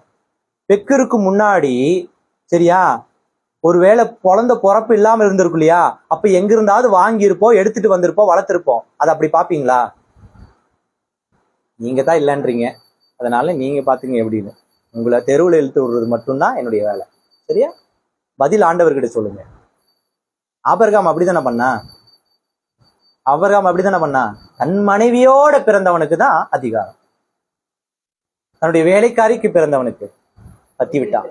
3வது பொண்டாட்டிக்கு பிறந்தாங்க, மறுபடியும் ஒரு 4 பேர், 5 பேர் பிறந்தாங்க. அது வரலாறு உங்களுக்கு தெரியுமான்னு தெரியல, அதெல்லாம் நீங்க டீப்பா போக வேண்டாம். அவங்களையும் பத்தி விட்டா. ஏன் தெரியுமா? இவன் ஈசாக்கு மட்டும்தான் என்ன தெரியுமா பண்ணும்? என்ன? என்னுடையவன், என் சரியான மனைவிக்கு பிறந்தவன். குணம் மனுஷன் தானேங்க, மனுஷ குணம் தானே. அந்த மாதிரிதான் இலவசமா ரட்சிப்பு கிடைக்குது, ஆனா அதனுடைய அருமை என்னன்னு நமக்கு தெரியாததுனால்தான் அதை எடுத்து எடுத்து தெருவுல போட்டு போறோம். இந்த இடத்துல இலவசமா ரட்சிப்பை கொடுத்துட்டு இருக்காரு பாஸ்டர். இந்த குடும்பம் இலவசமா ரட்சிப்பு கொடுக்க தங்களை ஒப்பு கொடுத்திருக்கு. அதுக்கு அந்த என்ன சொல்லுவாங்க, இந்த கோயிலுக்குலாம் அந்த இது பண்ணுவாங்களா, நேர்ந்து விடுறது. இந்த ஊருக்குள்ளதான் அந்த வார்த்தையில ஃபேமஸ். மதுரைனால தமிழ்நாடு முழுசும் ஃபேமஸ் ஆயிருமியா. அதனாலதான் இங்க வந்து உங்களை கரிச்சு கொட்டிட்டு இருக்கேன் ஃபேமஸ் ஆக. இங்க இருந்து மட்டும் எல்லாம் ஃபேமஸ் ஆகல, நான் மட்டும் ஃபேமஸ் ஆகக்கூடாதா? உங்களை திட்டிட்டு போனா நான் எவனாவது போடுவேன், எதையாவது ஒண்ணு போடுவேன், நானும் ஃபேமஸ் ஆயிட்டு போறேன். நேர்ந்து விட்டவங்க இவங்க. நேர்ந்து விட்டது மாதிரி அவர் சொல்லும் போது எனக்கு ஆத்துமா பாரம். கொஞ்சம் ஒரு நீங்க வாடகை வீடா சொந்த வீடா? அம்மா உங்க பேர் என்ன? நீங்க வாடகை வீடா சொந்த வீடா? என்னவா? லோன் போட்டு சொந்த வீடு வாங்கியிருக்கீங்க. எத்தனை வருஷமா இருக்கீங்க? 7 வருஷமா இருக்கீங்க. பிரதருக்கு சொந்த வீடு இல்ல, வாடகை வீடு. வந்தோன்னு சொன்னாரு, பாஸ்டர் 15 இடத்துல மாறிட்டேன் பாஸ்டர். எவ்வளோ நேர்ந்து விட்டவங்களுடைய நிலைமைய பாத்தீங்களா? என்னங்க நான் சொல்றது புரியலையா? நேர்ந்து விட்டவங்களுடைய நிலைமைங்க. இவன் சுடுகாட்டுக்கே பக்கத்துல போய் ஒரு ஷெட் அடிச்சாலோ அங்கேயும் போய் ஊழியக்காரன் என்னத்தான் செய்வான்? ஒப்பாரி வைப்பானா? ஊழியம் தாங்க செய்வான். ஊழியக்காரன் எந்த இடத்துக்கு போனாலும் ஊழியம் தாங்க செய்வான். உனக்கு நிரந்தரமாய் ஒரு இடம் இருக்கு. நேர்ந்து விட்டவர்களுக்கு அப்படி கிடையாது. உன் வீட்டு பக்கத்துல சுவிசேஷம், இங்க ரட்சிப்பு இலவசமா கொடுக்குறாங்க. உன் வீட்டு பக்கத்துல இருக்கிற ஒரு தாயை கூட்டிட்டு வருக்கு உங்களுக்கு நோகுது. சரி விடுங்க, வேண்டாம், தாயை வேண்டாம். உன் வீட்டில இருக்கிற கணவன் எங்கே? உன் வீட்டில இருக்கிற மனைவி எங்கே? உன் வீட்டுக்குள்ள இருக்கிற பிள்ளை எங்கே? எங்கே? ரட்சிப்பு டோர் ஸ்டெப்ல இருக்குங்க. நீங்க காலு 8 எடுத்து வச்சா வேர்ட் ஆஃப் காடா, word of life church, word of life church. எங்க உங்க வீட்டுக்குள்ள இருந்தவன் காணோம்? ஏன்னா நீங்க இந்த ரட்சிப்புக்கு கொடுக்கிற மரியாதை. சரியா 9 மணிக்கு தான் சர்வீஸா இல்ல 10 மணிக்கா? 9:30, 9:30 மணி. உங்க மனசாட்சியை எங்கேயாவது ஒரு இடத்துல வச்சு சொல்லுங்க. ஏன்னா மனசாட்சி இருக்கு, எங்க இருக்குன்னு தெரியல. சிலருக்கு இங்க இருக்கும், சிலருக்கு காலுக்கு அடியில இருக்கும். யாருக்கு எங்க இருக்குன்னு யாருக்கு தெரியும்? அதனால எங்கேயாவது உங்களுக்கு அந்த மனசாட்சின்றது எந்த இடத்துல வச்சிருக்கீங்களோ அங்க கைய வச்சு சொல்லுங்க. சுவிசேஷமும் இந்த ரட்சிப்பும் கேவலமா நினைச்சனால தானே நீங்க லேட்டா வந்தீங்க. புரியலையா? தமிழ் தானே பேசிட்டு இருக்கேன், இங்கிலீஷ்ல சொல்லிட்டா பதில் சொல்லுங்க. எங்க உங்களுக்காக பேச ஒரு ஊழியக்காரன் வந்து எல்லாத்தையும் விட்டுட்டு ஓடி வராங்க. நேர்ந்து விட்டவன், எல்லாம் நேர்ந்து விட்ட குடும்பம். சரியா? நம்ம டோர் ஸ்டெப்ல நம்ம ஊருக்குள்ளேயே இருந்துக்கிட்டு அந்த நேரத்திற்கு ஏஞ்சி வர நமக்கு நோகுதுன்னா, இந்த சபையும் சரி, ஆண்டவரையும் சரி, ரட்சிப்பையும் சரி இலவசமா கிடைக்கிறதுன்னு தானே கேவலமா நினைக்கிறீங்க. இது காசுக்கு கொடுத்தா அங்க இது மணி ஆட்டுறது மாடா இல்ல இதா டெம்பிளா?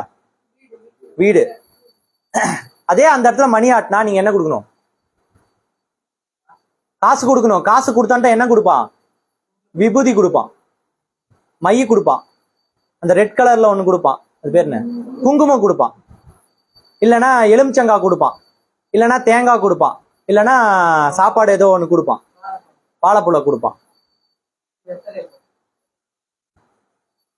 இங்க ஆண்டவர் இலவசமா அற்புதத்தை கொடுக்கிறார், இலவசமா பரலோகத்தை கொடுக்கிறார், இலவசமா சமாதானத்தை கொடுக்கிறாரு, இலவசமா அமைதியில கொடுக்கிறாரு, இலவசமா நோயை குணமாக்குறாரு, இலவசமா பேயை துரத்துறாரு, இலவசமா உன்னுடைய குடும்பத்தை கட்டுறாரு, இலவசமாவே எல்லாத்தையும் செய்யறாரு.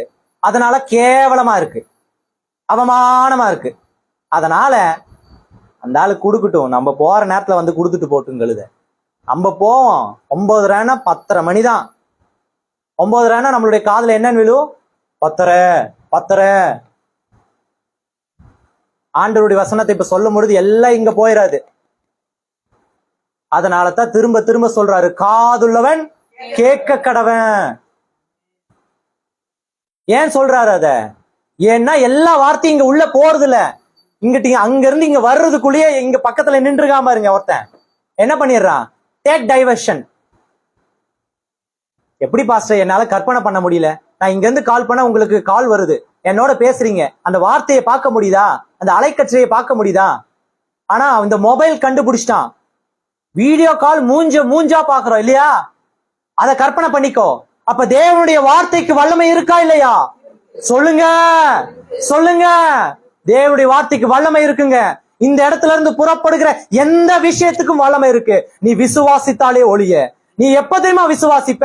அதற்காக ஓடி வந்து அதற்காக காத்து இருக்கணும். நீ அதற்காக ஓடி வந்து காத்திருக்கணும். காத்திருக்கும் பொழுதுதான் என்ன தெரியுமா? நீ தகுதி உள்ளவள் என்று தேவன் அறிகிறார். நீ தகுதியானவள் என்று தேவன் அறிகிறார். அதற்கு பிறகுதான் உனக்கு அற்புதம் நடக்கும். அதற்கு பிறகுதான் உனக்கு அபிஷேகம் வரும். அதற்கு பிறகுதான் சுதந்திரம் கிடைக்கும் இந்த உலகத்துல. அதுக்கு பிறகுதான் சமாதானம். அவர் கொடுக்கிறது இலவசம் தாங்க. ஆனா அந்த இலவசத்திற்கு கூட நீ வந்து என்னதான் செய்யணும்?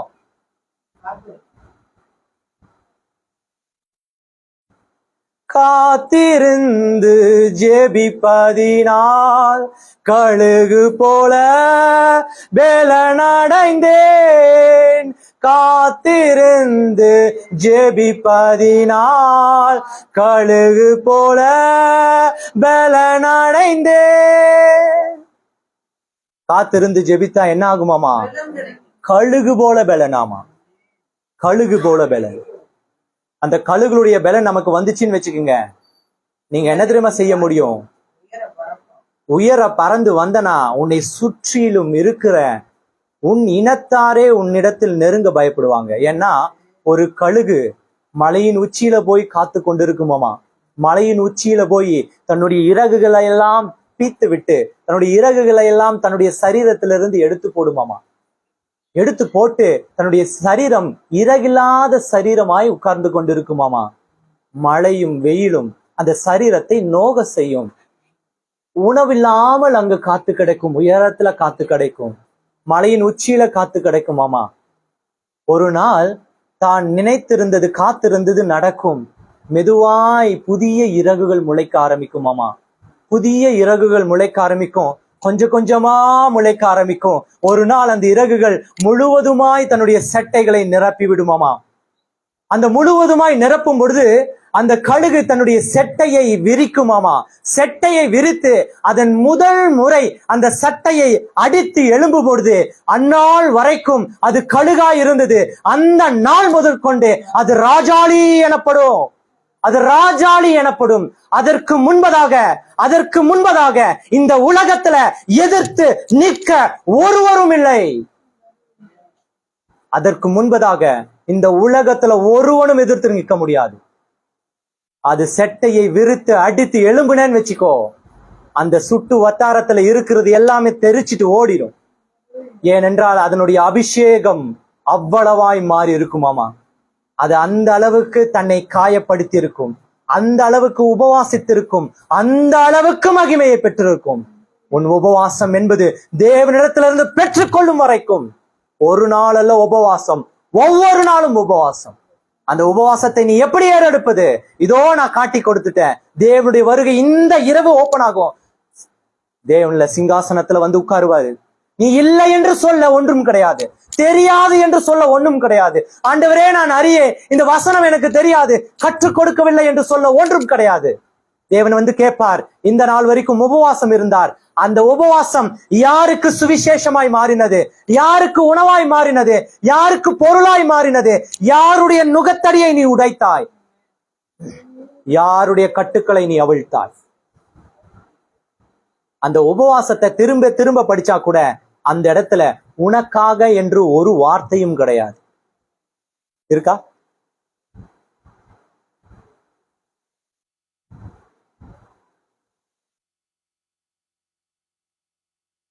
அப்போ இந்த தீர்க்க தரிசனத்தை சபைகளுக்கு சொல்லணும்னா யார் தான் தேவை? தீர்க்க தரிசி என்னும் நாமத்தை நிமித்தம். தீர்க்க தரிசி தேவை உனக்கு. தீர்க்க தரிசி எல்லாம் கொண்டுட்டானா என்ன செய்வ? போதனுக்கு வெளிப்படுத்துவதில்லை, தீர்க்க தரிசிக்கே வெளிப்படுத்துவார் தேவன். தீர்க்க தரிசியை கனப்படுத்தி பழகு. எல்லா விஷயமும் இங்க இருந்துதான் எழும்புது. ஒரு சினிமா பாட்டை பாடி அந்த சினிமா பாட்டை தீர்க்க தரிசனமா மாற்றி காட்டுறேன்னு ஒருத்தன் சொல்றான். அதற்கு கை தட்டி கொண்டு உட்கார்ந்துட்டு இருக்க. காரணம் என்ன? நான் இந்த சபையின் ஊழியர் இடத்துல கேட்பது ஒரே ஒரு காரியம்தான். கடிந்து கொள்கிற உபதேசம் பேசுறதுனால இந்த சபையில இருந்து 4 ஆத்துமா ஓடி போன கலங்காத நீ. 4 போன 40 தேவன் வந்து சேர்ப்பார். அந்த 4ஆல இந்த உலகத்திற்கு எந்த பிரயோஜனமும் கிடையாது. அந்த 4 தான் அங்க போய் கை தட்டிட்டு இருக்கு, சினிமா பாட்டு பாடிட்டு இருக்கு. அந்த 4 தானே உன்னுடைய சபையின் போதகன் உன்னுடைய முகதாட்சணை இல்லாமல் பேசினா நீ என்ன செய்யற? அவனை காரி துப்புற, அவனை பத்தி தப்பா பேசுற, சபைக்கு வர்றதில்ல, வர்ற ஆட்டையும் நீ டேக் டைவர்ஷன்ல கூட்டிட்டு போற.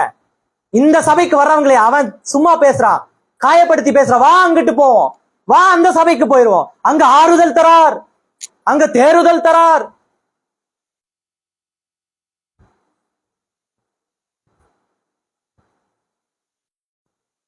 உன்னால் உன்னுடைய சபை போதகன் சாபமாகிறார். மோசே கானானை காணக்கூடாதபடிக்கு ஆனதுக்கு காரணம் என்ன? மோசே 2 காரியம். ஜனங்களுக்காக பரிஞ்சு பேசினான். தப்பு பண்ணிட்டே இருப்பாங்க. ஐயா என்னையா எகிப்தில இருந்து கொண்டு வந்தது இங்க கொள்றிருக்கா? ஐயா ஒரே ஒரு டைம், ஒரே ஒரு வாய்ப்பு, பிளீஸ் பிளீஸ் பிளீஸ் வாங்கி கொடுப்பான். இந்த முரட்டாட்டம் பிடித்த ஜனங்கள், காரம் வேணும், எனக்கு சிக்கன் வேணும், மட்டன் வேணும்னு கேட்பாங்க. கடலில இருந்து அனுப்புவாரு. நல்லா சாப்பிட்டு நல்லா திளைச்சி தன்னுடைய பெண்களோட எல்லா காரியத்திலும் சுகபோகமா வாழ்ந்துட்டு அடுத்த நாள் மறுபடியும் அதே உணவு தான். ஆண்டவர் கோபம் கொள்றாரு. மோசே உடனடியா போய், ஆண்டவரே ஒரே ஒரு வாய்ப்பு பிளீஸ், வேண்டாம் கொன்றாதீங்க, எகிப்தில இருந்து உங்களுடைய ஜனங்களை கூட்டிட்டு வந்து இதற்காக வாண்டு பரிஞ்சு பேசினான். மோசையை பேசுன்னு சொன்னாரு. மோசே போய் என்ன செஞ்சான்? கடைசியில இவங்களுடைய தொல்லையில, இவங்களுடைய டெம்டேஷன்னால தான், அந்த மனுஷர்களுடைய டெம்டேஷன்னால பரிஞ்சு பேசி இவனுடைய குணமே மாறி தேவன் சொல்லுவதை கேட்காம இப்ப என்ன தெரியுமா பண்ணிட்டான்? போய் பேசுன்னு சொன்னாரு. போய் குச்சி எடுத்து,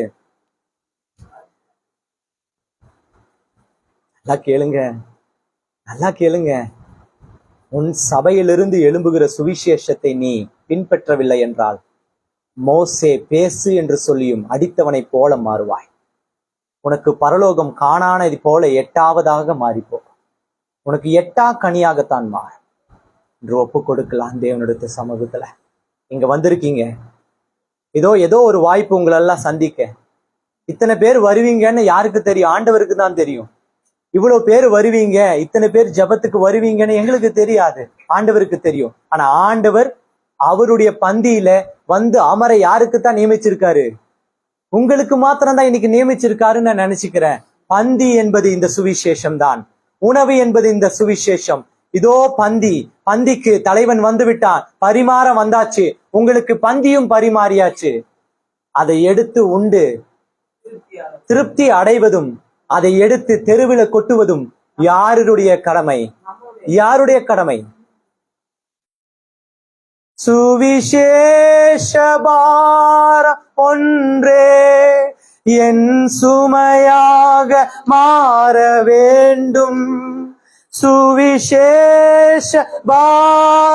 ஒன்றே என் சுமையாக மாற வேண்டும்.